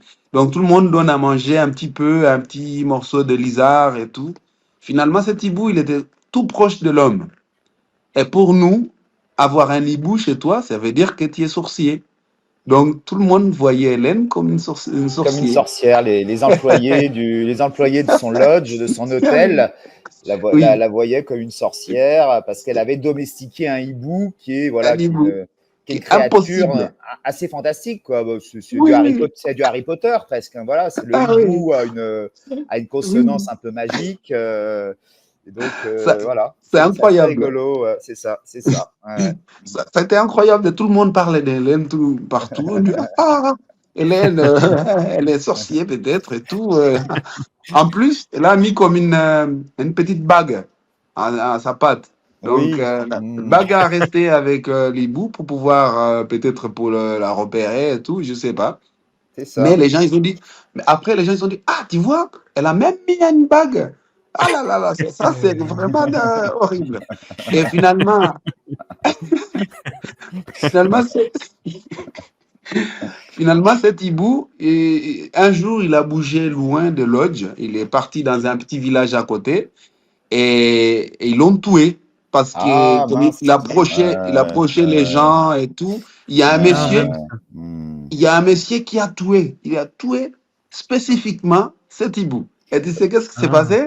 Ouais, ouais, parce Cette, il cette, avait peur que le hibou amène des non, malédictions, peut-être, ou leur nuisent, quoi. C'est ça, ouais, c'est dommage, c'est C'était dommage. le Ouais, il ouais. hibou était, d'un sorcier, quoi. Ouais. Oui, voilà, c'est ça, le chat noir, quoi, un peu, quoi, Ah, de c'est la dommage, sorcière, ouais, quoi. c'est Ouais, ouais, triste. ouais, ouais. Ouais, ouais, moi, je le connaissais bien, ce hibou, ouais, ouais, je le connais. Je l'ai même ouais. nourri une fois ou deux. Et ils l'ont tué, c'est vrai, ils l'ont tué. Et après, cette monsieur, il était fier. Et il racontait dans tout le village, il a tué un hibou. Ouais, Parce qu'il était ouais, fier. Il ben, était fier, il dit, moi, j'ai tué un animal qui était vraiment très dangereux pour le peuple. ouais, ouais, Hmm. ouais, bah, Cet c'est hibou, pas la même ouais, très vision, dangereux. ouais, c'est dommage pour le hibou. Bah ouais. Ouais. Et moi, ça me fait penser à une autre histoire. Alors, dans la Il se sentait société, fier. Moi, je peux dire qu'il se sentait fier, mais ouais, c'était pas une fierté normale. C'était une ouais, fierté que les gens, ils ont peur de l'hibou. Ouais, c'est ça. Hmm. Ouais, ouais, ouais, il il c'est avait ça. protégé un petit peu son Le village, quoi, en le village. Ouais, tuant. ouais, Ouais. bah ouais, Oui, face à donc Hélène, une elle est attaque. venue nous raconter que son hibou, il est disparu et tout. Ils l'ont Euh, trouvé mort dans un village et tout. Mm. Et elle était triste. Elle était très bah triste. ouais. Bah ouais, Mais, Tu elle s'y était je attachée. peux dire, elle était triste. Mm, Mais elle voulait savoir c'est qui a tué exactement parce que c'est mm. bizarre. Pour elle, c'est quelque Mm. chose qui est spécial. Ouais, ouais, Et c'est un exactement. hibou qui a grandi avec elle tout le temps et tout. Donc. Mm. Mais non, Ouais. j'ai raconté ça pour vous montrer que les croyances ici, chez nous, est très C'est très fort. fort, quoi. Ouais, c'est ça, Ouais, c'est très Très très ouais. fort. fort. Ouais. Petite anecdote pour rebondir un peu là-dessus, qui peut Mm. rejoindre un petit peu la cryptozoologie, mais là, c'est presque une petite joke, on va dire. Donc, avec Samuel, dans la société, on a plusieurs camps et lodges, on accueille des touristes. Et dans le Tarengire, qui est un autre parc national, donc on a un camp qui est là-bas. Et dans la salle de restaurant, on a une espèce de grande statue en bois d'oiseau, comme ça. Enfin, quelque chose d'assez. Ça fait un peu peur, la statue, quoi. Elle n'est pas rassurante. Moi, je ne la mettrais pas dans ma chambre. Et il y a plein d'employés donc, qui sont là, des serveurs qui servent les clients, qui contournent la statue, qui ne la regardent pas dans les yeux, qui ont peur de la statue et qui s'en éloignent toujours le plus possible. Et quand on leur demande pourquoi, ils disent que c'est un animal finalement ou un objet maudit et que la nuit, ben, la statue se met à voler la nuit. Voilà, c'est ça. Donc c'est des croyances chez beaucoup de personnes là-bas qui n'osent pas regarder cette statue-là. Pour elles, la statue est maudite et elle vole la nuit comme un oiseau. C'est un peu ce qu'ils nous ont raconté. Mais vraiment, ils sont terrifiés quand ils passent à côté de la statue, quoi. C'est quelque chose.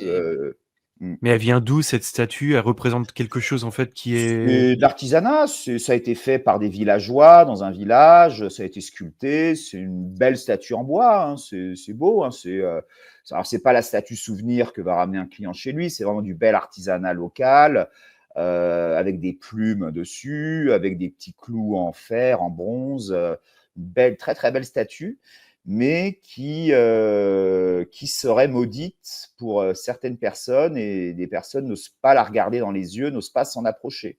Et pour elle, D'accord. bah, voilà, la statue, la nuit, vole, se met à voler pour bah, peut-être d'obscures raisons, on ne sait pas. Enfin, moi, personnellement, je n'ai jamais vu voler.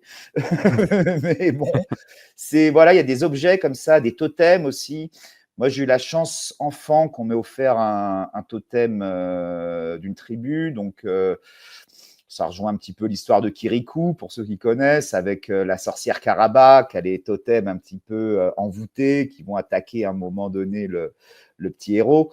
Il y a beaucoup de croyances, il y a beaucoup de magie dans ces objets-là aussi. Ça rejoint ce que disait un peu Samuel.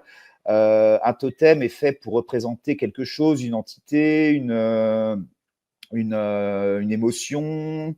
C'est pas juste une statue de bois. La plupart du temps, ça a une consonance beaucoup plus ésotérique, presque. Ça a quelque chose d'un peu surnaturel, un totem. Et c'est vrai que moi, quand on m'avait offert ce totem-là, donc je l'ai gardé, je l'ai toujours chez moi. Je ne peux pas vous le montrer parce que là, je ne suis pas chez moi pour le tournage de l'émission, mais je l'aurais bien montré si j'avais pu. Il y a quelque chose de bizarre, en fait. Moi, j'ai été un peu mal à l'aise quand je l'ai eu les premiers temps. J'avais l'impression qu'il changeait de place à des moments, enfin, qu'il se tournait, qu'il bougeait à certains moments. La nuit, enfin, le soir, il était posé droit, comme ça. Il était à côté d'une table ou d'un buffet. Et le lendemain, je le retrouvais, il avait un petit peu pivoté, comme ça. Alors, je me dis, bon, j'habite pas dans un endroit où il y a la terre qui tremble, hein. Il n'y a pas, bon, c'est peut-être, je sais pas, des vibrations, des choses comme ça. Mais quand ce totem m'a été donné, il m'a vraiment été donné comme un objet sacré, quelque chose. Alors, il est très très ancien, hein, c'est un totem, je pense, qui a peut-être plusieurs centaines d'années. Et il y a des objets comme ça qui peuvent être pour développer un peu ce qu'a dit Samuel, hein, sur les plantes, sur les sols, sur les arbres, sur les cailloux. Je pense qu'il peut y avoir aussi des objets qui ont une certaine charge d'énergie, qui sont chargés d'histoire aussi. On a l'habitude après, même dans le cinéma, on parle. Je vois derrière ton plateau la poupée de Chucky, ça rejoint un petit peu ça, des objets qui peuvent être chargés de quelque chose finalement d'énergie. Et il y a beaucoup d'objets comme ça en Tanzanie. Et les Tanzaniens, souvent, ont peur de ces objets-là. Donc, c'est pour ça que je repars sur cette statue d'oiseau. Il y a aussi à Grumeti une statuette de sorcière où les gens n'osent pas non plus s'approcher parce que dans les objets, ils sentent une charge énergétique qui peut être forte, qui peut être bénéfique ou néfaste, hein, tout dépend finalement de l'objet en lui-même. Ça marche aussi pour les objets, toutes ces croyances, tout ce Ouais, c'est. ça. C'est vrai qu'on entend souvent des histoires de masques hantés en Afrique. Tu sais, Oui, ces oui, masques oui. un peu Ouais, effrayants ouais, là. ouais, Tu as ouais, souvent ouais. ça dans des films ou des séries un peu horrifiques. Oui, oui, oui, Mmh. c'est ça. Et je pense qu'effectivement, il y a certains objets, peut-être enchantés, peut-être un peu maléfiques, même si j'ai pas vraiment de vraies histoires là-dessus à raconter. C'est plus des croyances, voilà, ce que ressentent vraiment les Tanzaniens là-dessus. Mais voilà, tu vois, Samuel, tu vois, certains objets qui sont chargés aussi de quelque chose, des statues, des masques, Mmh. des armes peut-être, des lances. Il peut y avoir des choses aussi Mais, très énergétiques là-dessus. Ouais. mais moi j'avais une question à te poser, c'est est-ce que par exemple cette statue d'oiseau donc qui vous a été offerte ou donnée peut-être pour le Non, non, restaurant, c'est je quelque sais, chose ou achetée? qu'on a Ah, qui a acheté, été oui, voilà, achetée. c'est ça, Mais est-ce oui, que ça oui. a pas été fait exprès de vous donner quelque chose qui a justement ce côté un peu maléfique peut-être pour les locaux?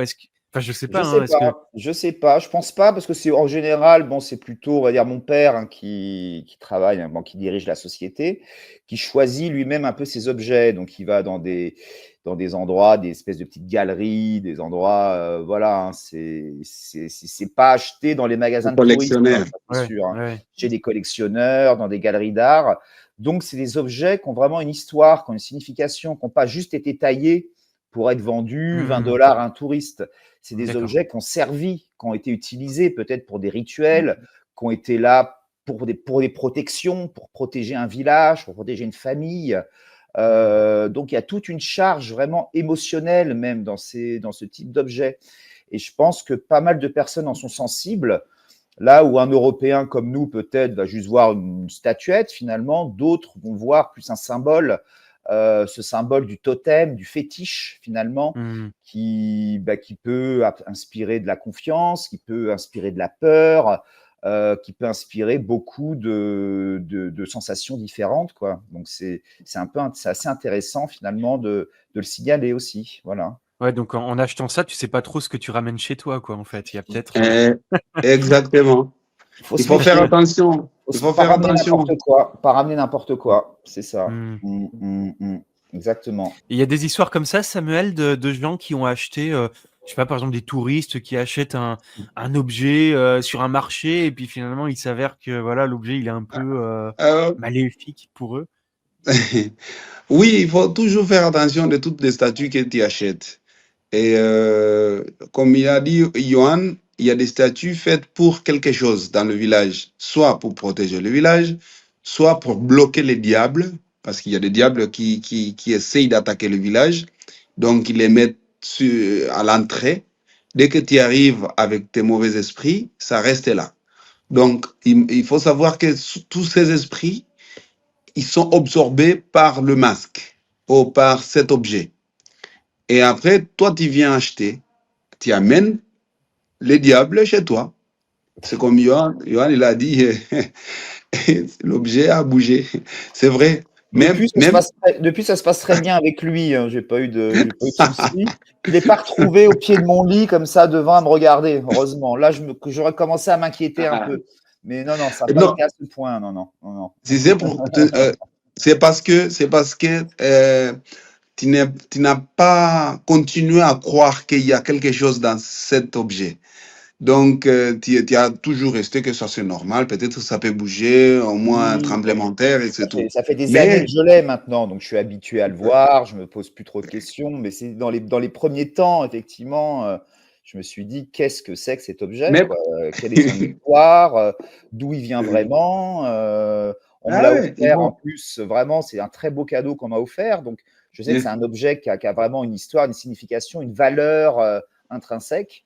Oui. Donc c'est pour ça, au début, je me suis vraiment Ah questionné oui. sur cet objet. Parce que je collectionne beaucoup d'art tanzanien, j'ai beaucoup de tableaux, j'ai beaucoup de statues. Mais là, c'est vraiment quelque chose de très particulier que j'ai reçu, qu'on m'a offert.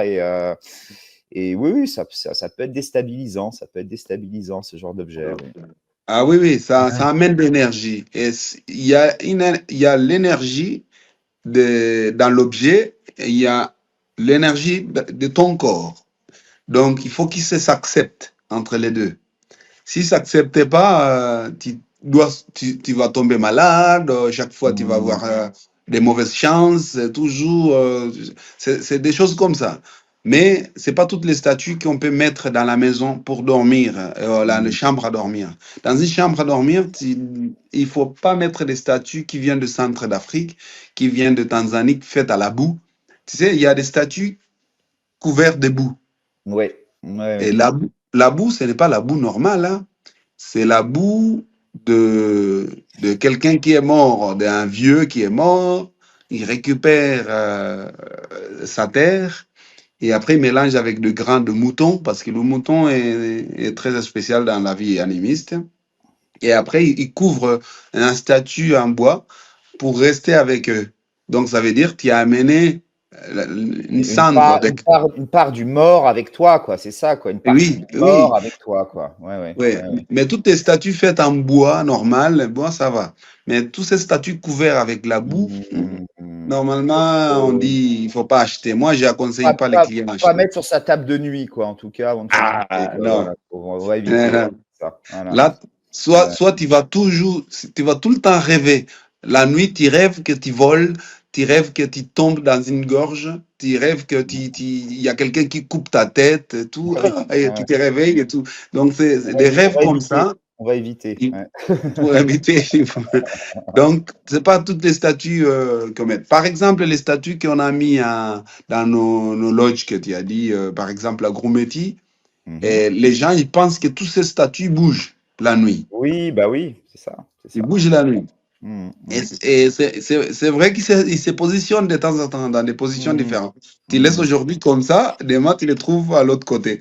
De temps en temps, je disais le personnel, peut-être il y a un singe qui est entré, il a bougé, ou il y a un animal. Un oiseau qui a mis un coup d'aile, un hibou. On ne sait pas finalement. Il y a peut-être une explication simple, mais non, en fait, les Tanzaniens arrivent le matin, ils voient que la statue a bougé, bah, ils sont terrifiés. Ils sont terrifiés, c'est ça. Parce qu'on est dans la terre. Parce qu'on est dans la terre. Et, écoute, il y a quelque chose qu'on dit. Et si les sorciers, peut-être, ils veulent voyager, ils ne peuvent pas voyager à traverser la mer. Vous connaissez pourquoi? Parce qu'on dit la mer, il a du sel. Et le sel, ça neutralise. Donc, les sorciers, ils n'arrivent pas à traverser la mer. Donc, ils ne peuvent pas aller à Zanzibar, par exemple, Tanzanie jusqu'à Zanzibar. Non, ils ne peuvent pas. Ou ils ne peuvent pas venir en Europe parce que sinon, on aura tous les Africains qui volent avec un panier jusqu'en France. On va éviter. Oui. Donc, on dit, on ne traversait pas là où il y a l'eau salée. Donc, le seul moyen, parce que tout ça, ça existe, il y a le côté d'échapper. Il y a des familles qui mettent du sel autour de leur maison. Comme ça, ils n'arrivent pas à traverser. C'est ça. Dans beaucoup d'autres cultures, on entend le cercle de sel autour d'une maison, d'un village, d'un endroit, d'une stèle, peut-être aussi pour la protéger. Ce culte du sel est universel. On entend beaucoup le sel, effectivement, donc, tu vois, protecteur au niveau des mauvais esprits. Et il n'y a pas qu'en Afrique, effectivement. Oui. Tout le monde, au monde entier, on était dans la même culture, mais on s'est divisé à cause des continents et des traditions un peu et tout, et la modernité et tout. Mais en Afrique, ça continue à rester parce qu'on vit encore la vie un peu reculée, on vit la vie ancienne. Et on continue à suivre des rituels traditionnels. D'accord. Oui. Ouais, c'est vrai que c'est vraiment fascinant tout ça. Et sinon, est-ce qu'il y a des histoires d'ovnis, par exemple, rien à voir avec les sorciers là, mais je sais pas, des apparitions bizarres je sais pas, en dehors des lumières que tu as pu voir, mais moi, j'ai rien vu de particulier, en tout cas, rien qui m'a. Moi, j'ai déjà eu la chance d'avoir observé une apparition d'OVNI quand j'étais jeune, mais c'était en France. D'accord. J'ai eu cette chance vraiment de voir quelque chose de très étrange. C'était pendant la vague d'Orly, justement, qui a eu lieu dans les années 90. Ouais, c'est ça. Bon, on est un peu hors sujet, mais je vais quand même raconter rapidement. Années 90, j'étais un ado, on n'avait pas les téléphones, on n'avait pas tout ça, on en vivait très bien. 9h du soir, 9h30, j'habitais un petit pavillon de banlieue, Antony, pour ceux qui connaissent, sud de Paris, en face de l'aéroport d'Orly. Et ma mère qui monte dans l'escalier, avec une tête, il était 9h du soir, elle me dit t'as ton pote qui t'appelle, il appelle un peu tard en semaine, bref, bon, elle tire un peu la tronche, je prends le téléphone, je fais pourquoi tu m'appelles? Et là, il me fait ouvre ta fenêtre, comme ça. Je fais, ok, moi, j'ouvre. Et là, on observe, mon ami habitait à peu près à 200 mètres de chez moi, à vol d'oiseau, donc 2 pâtés de maison, quoi. Donc, on a triangulé un peu tous les deux, on voyait un objet dans le ciel qui grossissait, qui devenait tout petit comme une étoile, enfin qui oscillait comme ça de façon très étrange, qui était presque aussi gros que la Lune à des moments, qui se déplaçait des fois très lentement, et des fois qui avait des trajectoires extrêmement rapides, avec des angles complètement impossibles à reproduire pour un aéronef classique. Alors, le ciel était dégagé, hein. Il y avait, je rappelle, on voyait les étoiles. On est en région parisienne, donc on n'en voit pas beaucoup, mais on voyait quelques étoiles, on voyait la lune, il n'y avait aucun nuage. Donc, ce n'était pas un laser de discothèque. J'ai habité des années en face de l'aéroport d'Orly, donc je sais reconnaître un avion, un hélicoptère, un satellite, bref, hein, j'observe beaucoup le ciel depuis. Et on a observé ça pendant une vingtaine de minutes. Tiens, il est où? Il est à gauche, il réapparaissait, il disparaissait. Enfin, vraiment quelque chose de très, très, très, très intéressant. Et ça coïncidait à peu près dans les époques de ce qu'on appelait la vague d'OVNI d'Orly, que tu as certainement entendu parler. C'est une vague d'ailleurs qui est très intéressante parce que c'est le seul cas dans l'aviation civile française où un avion a été dérouté de l'aéroport d'Orly suite à la présence radar d'un objet étrange, quoi. Donc ça, on peut le retrouver, c'est sourcé. Voilà, c'est le seul cas vraiment dans l'aviation civile française où un avion a été détourné de l'aéroport d'Orly suite à ce genre de phénomène. Donc voilà, alors j'ai eu la chance d'assister, bon, c'était la petite parenthèse hein, qui n'a rien à voir avec la Tanzanie, mais comme quoi voilà, j'ai eu la chance d'assister à ce phénomène-là étant jeune. En Tanzanie, j'ai pas eu vraiment d'apparition, de choses bizarres, de lumière ou autre. Par contre, toi, Samuel, tu me parlais un moment d'un sujet que tu appelais les pêcheurs fantômes du lac Tanganyika, où tu voyais des lumières sur le lac Tanganyika, des lumières un petit peu étranges. C'est au lac Tanganyika, c'est là où on a le parc national de Gombe, là où on peut trouver des chimpanzés. C'est un petit parc qui a quelques familles de chimpanzés. C'est là où Jane Goodall a fait sa réservation. Il a surveillé les chimpanzés pendant un petit moment. Et ça reste ce coin-là comme un coin où on peut payer pour aller faire un trek de chimpanzés. Donc, je suis allé là avec les clients et on a fait un trekking et tout. Un soir, je demande le ranger. Comment vous arrivez à protéger le côté de lac, tu sais, le lac Tanganyika, là où c'est réservé pour le parc, parce qu'il y a une partie qui est dans le parc. Donc, personne n'a le droit de pêcher. C'est là où il y a beaucoup de poissons parce que c'est protégé. C'est pas trop pêché. Donc, les rangers, ils disent, nous, on est même fatigués de surveiller les gens qui viennent pêcher là où c'est protégé. Dit, comment vous ne les voyez pas? Bon, on ne les voit pas, on voit que des petites lumières, mais on ne les voit pas. Je dis non, c'est pas possible. Bon, il m'a dit, écoute, attends, ce soir, tu vas voir. Et après le soir, je reste, c'est vrai, je vois des petites taches, des petites lumières dans le lac. Je dis, c'est ça, monsieur? Il dit, oui, c'est les pêcheurs. Mais dès qu'on va là, avec un bâton, on ne voit rien, on ne voit personne. Mais quand tu dis c'est des pêcheurs, on les a pas vus. On les a pas vus arriver, on les a pas vus venir. Non, on les a pas vus. On les voit pas arriver. Mais on voit que des petites lumières. C'est tout. C'est pas des pêcheurs au final. On sait pas ce que c'est, quoi, ces lumières. C'est ça, quoi. C'est des pêcheurs qui se couvrent. C'est des pêcheurs qui se protègent avec l'énergie. Tu ne vois pas la personne. Et tu ne vois pas la personne, tu ne vois pas le bateau. Parce qu'il est couvert d'énergie. On voit que des petites lumières parce que les petites lumières, c'est le feu. Et le feu, c'est une autre énergie. Donc, c'est deux énergies différentes. Je ne sais pas si vous comprenez là. Donc, il y a deux énergies différentes. Il y a l'énergie de l'atmosphère qui protège l'homme et le bâton. Il y a l'énergie de feu et c'est la lumière qu'ils utilisent pour pouvoir pêcher dans le lac. Donc, ces deux énergies, ils ne se conviennent pas ensemble. Donc, on voit l'énergie de feu parce que c'est difficile à le couvrir. Mais on ne voit pas la personne parce qu'il est couvert de son énergie.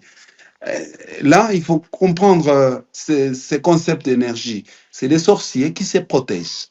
Donc, on ne les voit pas arriver, on voit que la lumière qui arrive. Donc, les rangers, ils font le tour, ils voient que la lumière qui bouge partout, mais ils ne voient pas la personne. Ils ne verront jamais le bateau et le pêcheur. Oui, oui. Ouais, c'est bizarre. Donc, les rangers, ils ont peur d'approcher parce que tu ne vois pas la personne, tu vois que la lumière, ils ont peur. Ils approchent, ils regardent, ils voient, ils disent, bon, qu'est-ce qu'on va faire? Et pourtant, le ranger, il est armé, il a son arme, il est entraîné. Il est armé, mais même le ranger a peur de ça, c'est ça. Oui, il a peur. Parce que je peux dire, à Kigoma, à côté du lac Tanganyika, il faut pas faire mal à personne. Parce que les rangers aussi, ils aiment vivre. Parce qu'ils disent, bon, si je vais tuer quelqu'un ici, il faut me tuer aussi, magiquement. Donc, il a peur même de tirer. Il dit, ah, non.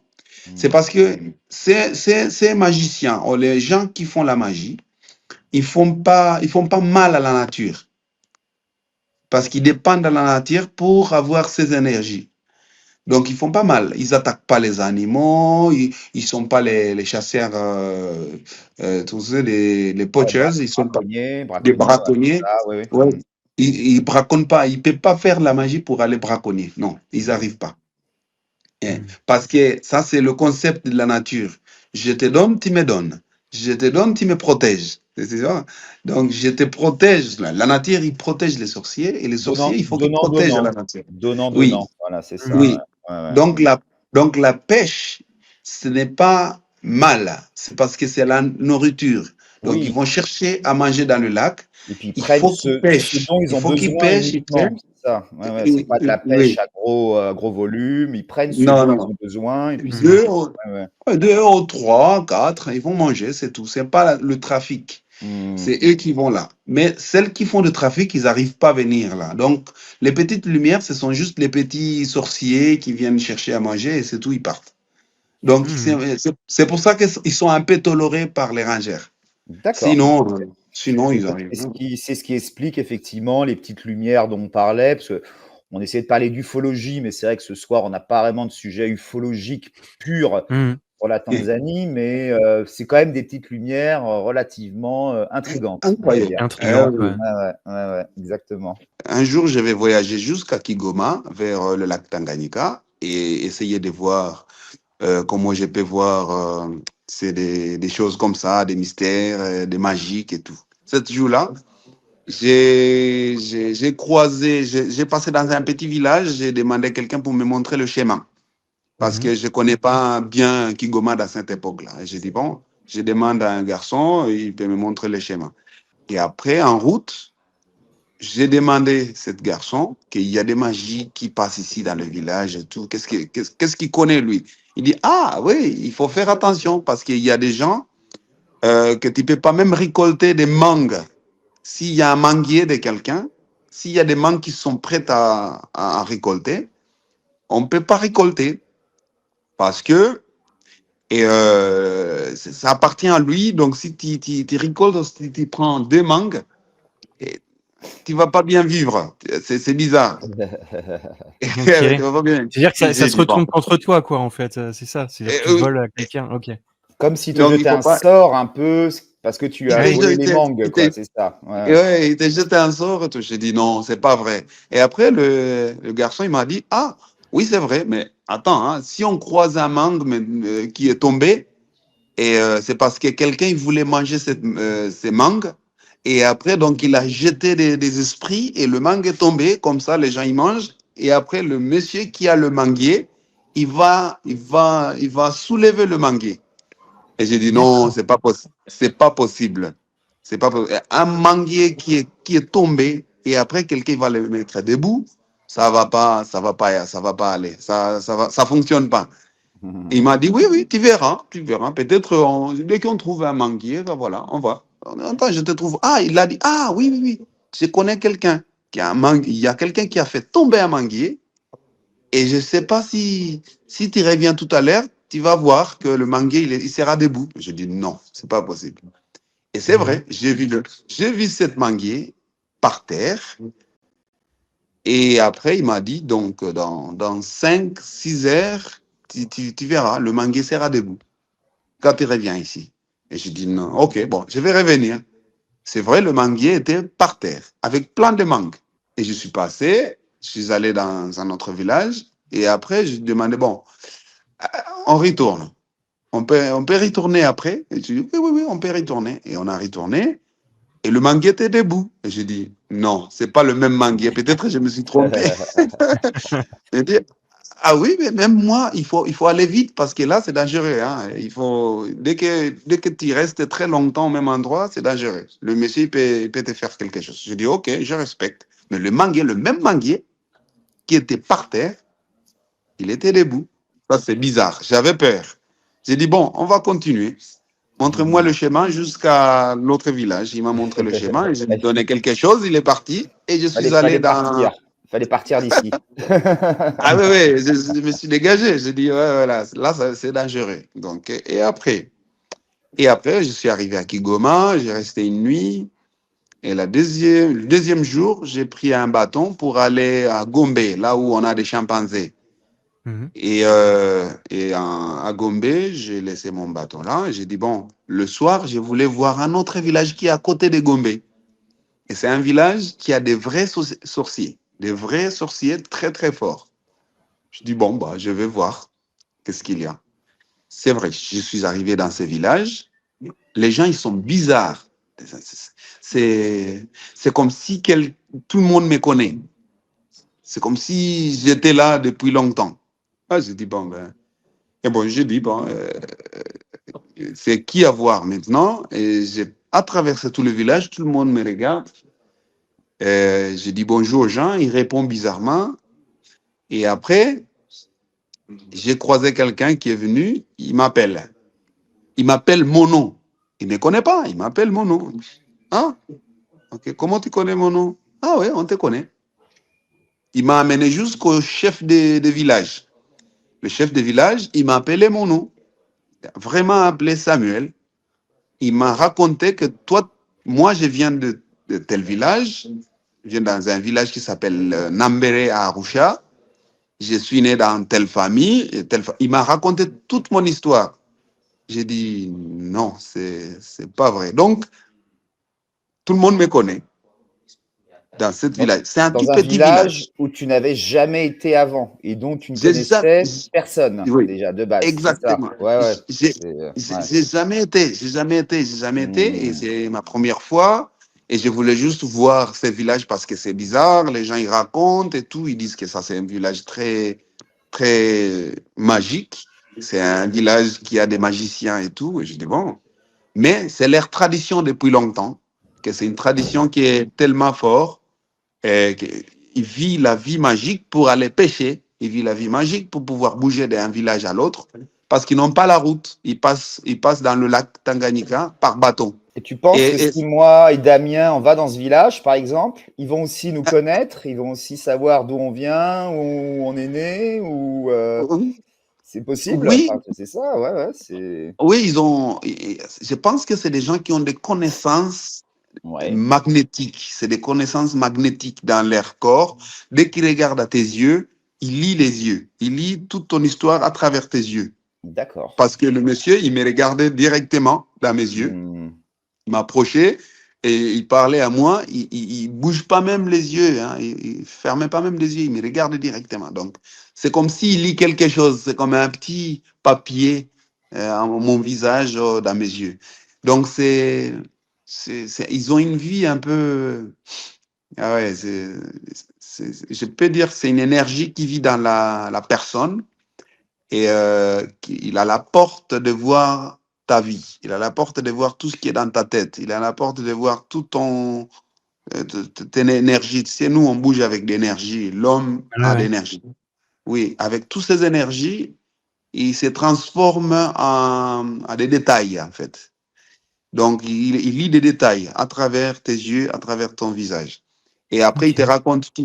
Il dit, toi, tu t'appelles tu as combien d'enfants, tu viens dans tel village. Et si tu es mal, il dit que tu es mal. C'est une mal personne. Donc, ils ont... Ouais. Et ça, moi, je crois. Parce que moi, j'ai vécu dans un village Maasai. Et dans les villages Maasai, il n'y a pas trop de magie comme ça, mais on garde toujours des histoires des autres magies. On croit que les gens, ils voyagent. Et ils nous ont dit toujours, les parents, qu'il y a des gens qui voyagent la nuit. Et c'est vrai. C'est des gens qui viennent du lac Tanganyika. Comme ils avaient beaucoup de difficultés à aller pêcher pour trouver des poissons, c'est un lac très profond. Et il faut qu'ils utilisent des magies pour pouvoir attirer des poissons. Et aussi, la nuit, on les attend la nuit, mais on ne les voit pas. On attend les gens qui voyagent au ciel. Quand ils dorment au lac Tanganyika, tu attends des bruits. Par exemple, c'est comme des missiles. Comme des missiles, ça fait... Mais on voit rien. On voit même pas des étoiles qui brillent. Mais on attend les gens qui passent, l'air qui passe. Ils voyagent, ils vont dans le lac et après ils reviennent. Donc ça veut dire qu'ils ont le corps qui voyage. Même si on regarde les membres des parlements, ils ont annoncé dans le pays, un jour, les membres des parlements, ils ont dit qu'il y a des gens qui voyagent avec des paniers. Ça veut dire que c'est des choses qui existent, mais nous, on ne voit pas dans la vie normale. Et voyager, magiquement, c'est normal en Afrique. Depuis le centre d'Afrique jusqu'à le côté est d'Afrique. Et moi, je peux dire que les paniers, ce n'est pas qu'un panier normal. C'est un panier qui est donné de la maman à l'enfant. Donc, c'est l'héritage. Tu hérites le mouvement de tes parents.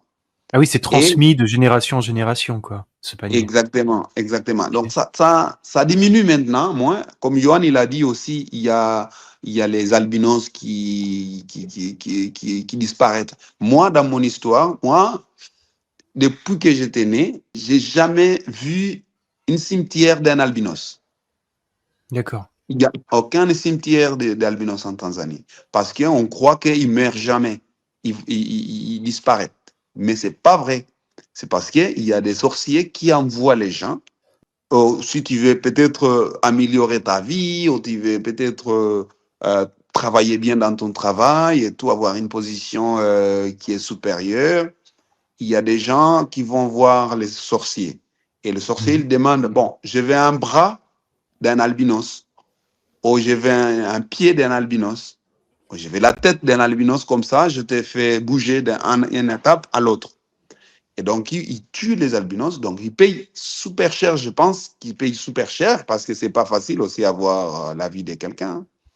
Et ça, ces histoires, ça a été tout ça a été tout pratiqué dans le pays d'Afrique, tous les pays d'Afrique de l'Est, Ouganda, Kenya et Tanzanie.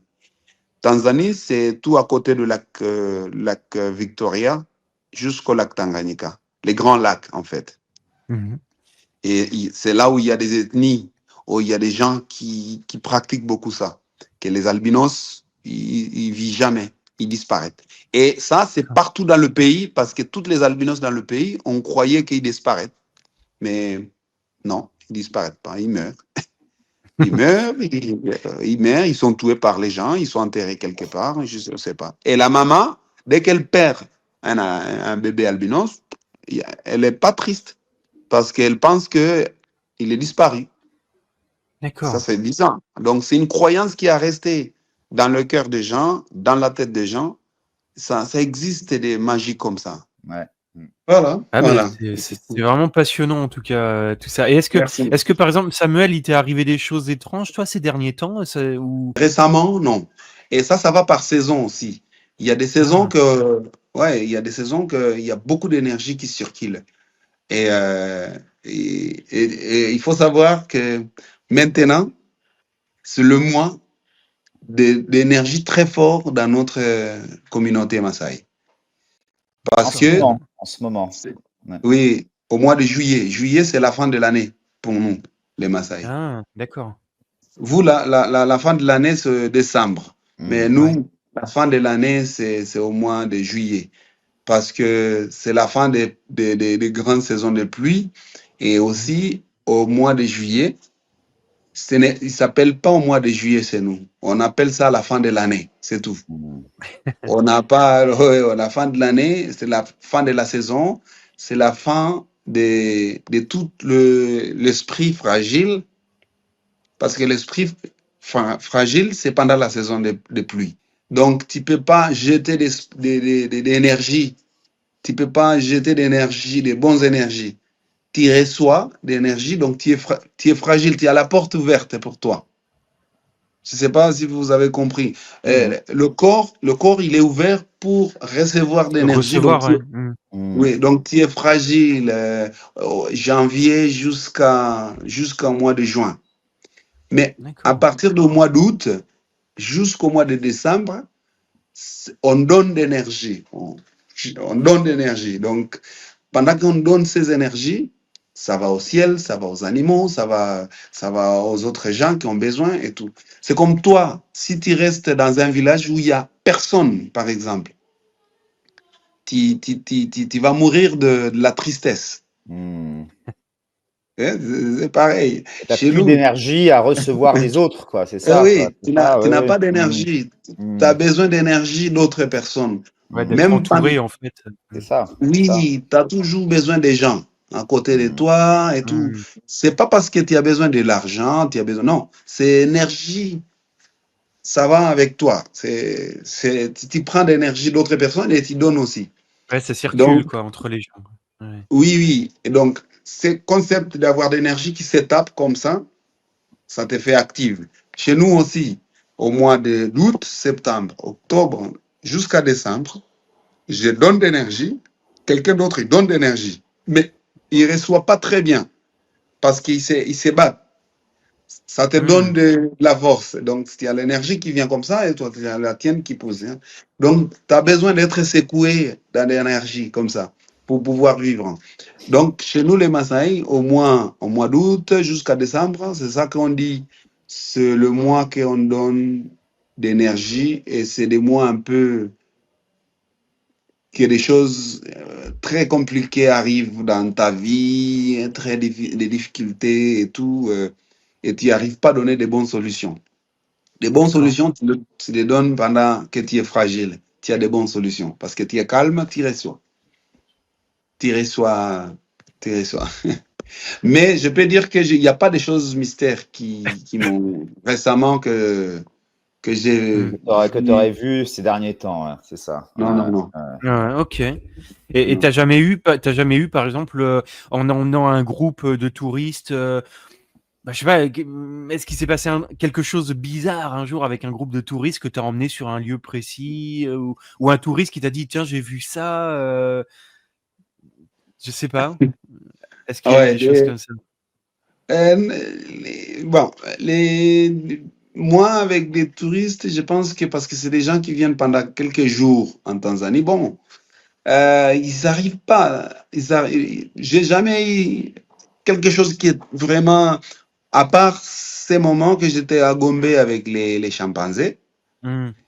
Et le moment que j'ai vu aussi, j'étais avec des touristes, que j'ai vu la route était en forme S comme ça. Ouais. J'ai dit, bon, c'est bizarre. Mm. J'étais avec des touristes, donc les touristes, c'était bizarre. C'était impossible pour eux. Ils disent non, c'est impossible. Et je dis, ah, c'est ça. Eh oui, Hein. parce que c'est pas dans leur mentalité, leur culture, c'est pas la même Ouais, chose. Ah ouais. ils ont pas dû comprendre, effectivement, oui, c'est sûr. Ils n'ont pas dû Ouais. comprendre. Mais ça Ouais, existe. ouais. Ça existe même si tu regardes. Moi, je peux dire que ça existe partout au monde. Même si tu regardes le triangle des Bermudas, tu vois, il y a Mm. des mystères qui passent et tout. Pareil. En Afrique, pareil. Il y en a des coins aussi qui ça se passe des choses bizarres. Par exemple, il y a des chutes d'eau que nous, on ne peut pas aller nager aux chutes d'eau parce D'accord. que tu peux disparaître. Il y a un trou qui est connecté avec la mer ou avec quelque part. Si tu descends, tu peux disparaître. Donc, tu reviens jamais. Et il y a des gens qui sont disparus dans des endroits comme ça. Donc, c'est ça. On dit il y a des mystères partout. Il y a Mm. quelque chose dans chaque pays. En France, ça D'accord. peut y avoir aussi quelque chose. Mm. Je ne sais pas. En Mm. Chine, pareil. Mm. Ah oui, bien sûr. Partout, Ouais. Ah oui, partout, c'est. partout. Sauf qu'en Afrique, c'est encore plus marqué parce que c'est beaucoup plus dans l'air du Ah, temps. ah oui, oui, Et oui. que en France, bah, maintenant, nos mystères font partie un peu plus de notre passé que de notre présent. Donc, c'est Oui, ça qui est la grande différence avec l'Afrique en général, quoi. C'est ce que tu oui, expliquais. Ouais. Bah c'est oui, ça. Hein. le folklore est moins présent Mmh. maintenant, quoi. Ça devient. C'est Ouais. ça, c'est ça. Ça devient Mm. des contes et légendes, quoi. Des Oui, c'est ça. choses, même des choses qui ont certainement eu lieu en France, ou en Europe, il y a longtemps. Ça devient des contes, des légendes. Et aujourd'hui, on ne croit plus trop à tout ça, quoi. Dans notre Oui, société, Mm. on en rigole, on en plaisante, on en fait Oui, des parce qu'on s'est contes, on en coupé. fait des histoires, on en fait des fictions maintenant. Mm. Mais oui, je mais pense que mm, chaque légende, chaque conte a toujours une petite partie de vrai à la base. Forcément, ça ne vient pas de rien. Il y a beaucoup de choses qui sont inspirées de choses qui ont eu lieu il y a des centaines d'années, mais je pense qu'il y a une part de vérité dans chaque histoire finalement. Et vous les acceptez, en Tanzanie, on les accepte, ces histoires, on les vit au quotidien, et on les prend telles qu'elles sont. Et en France, aujourd'hui, en Europe, dans les pays occidentaux, bon, on a tendance maintenant un petit peu à les ridiculiser, à les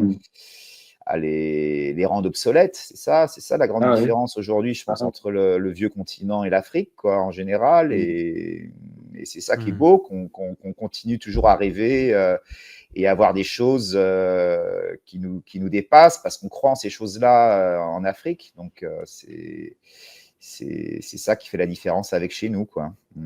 Ouais. Oui. Bah, en plus, on accepte, il y a même des villages qui ne sont pas... Dès que tu vas dans un village qui n'est pas très développé, ça veut dire qu'il y a quelque chose.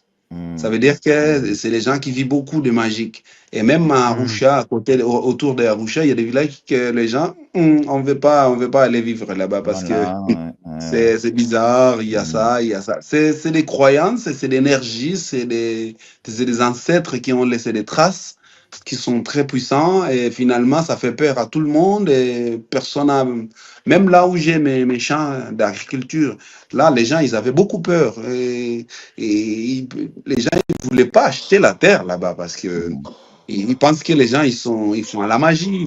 Et c'est vrai, si tu demandes l'histoire sur place aux gens, ils disent oui, il y avait une dame, elle vivait là-bas sur place, elle faisait beaucoup de la magie, elle était très forte, chargée d'énergie.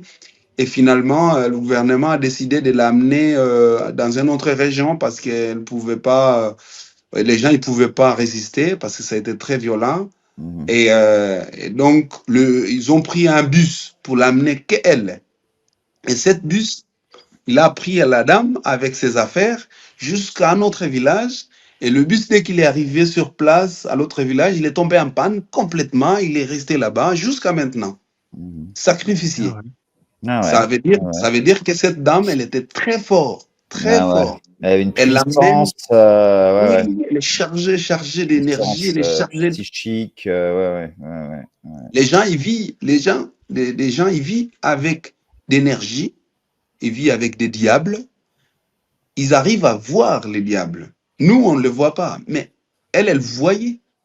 Elle pouvait utiliser, elle pouvait envoyer quelque part, elle pouvait. Un peu comme une ça a été médium, une sorcière, quoi. Les marabouts aussi en Tanzanie, les marabouts utilisent tout ça, quoi. Une clairvoyance, c'est étonnant, c'est étonnant. C'est magique, c'est incroyable. De temps en temps, ça me fait peur, moi. Moi, j'ai trop peur. Je vais vivre. Ça fera peur aussi à nos auditrices et nos auditeurs, j'espère. Voilà. Ouais. Et ben, en tout cas, c'était vraiment, vraiment une émission passionnante, effectivement. Et c'est vrai que c'est très original parce que c'est vrai que j'ai très rarement ou pas en fait vu de vidéos qui traitent de ce sujet, de tous ces mystères de l'Afrique. Et puis en plus, voilà, on est là directement avec quelqu'un. C'est très méconnu en France. Super, et puis on a Samuel, on ne pouvait pas trouver mieux comme orateur pour nous raconter ça et puis nous expliquer. C'est pas que raconter, il nous a aussi expliqué les raisons. On a découvert beaucoup de choses sur l'animisme, sur les énergies grâce à lui aujourd'hui. Même moi, qui connais un petit peu plus, on va dire, que la moyenne des gens ici, je pense, j'ai découvert beaucoup de choses avec vous là aujourd'hui. Donc ça me merci Samuel en tout cas pour tout. Merci à vous. Toute cette belle leçon, d'humilité. Voilà, c'est ça. Et merci beaucoup Samuel. Vraiment, c'était fascinant, passionnant. Et merci beaucoup pour le temps que tu nous as accordé pour nous raconter toutes ces histoires. Donc, merci beaucoup à vous aussi. Ok. Merci beaucoup Samuel. Merci, bonne journée. Merci beaucoup Samuel. Merci beaucoup Johan, vraiment. Merci déjà de ton invitation. Moi, ça m'a fait plaisir. Dès qu'on peut parler un peu de la Tanzanie, moi, c'est toujours une passion pour moi. Là, c'est la première fois que j'en parle de cette façon-là, c'est-à-dire par ces mystères, par ces c'est toutes ces histoires étranges. C'est pas du tout mon argumentaire habituellement. Moi, j'organise des safaris animaliers photographiques, hein, bien entendu. Je vante en général la Tanzanie par ses paysages, ses animaux, ses habitants qui sont magnifiques.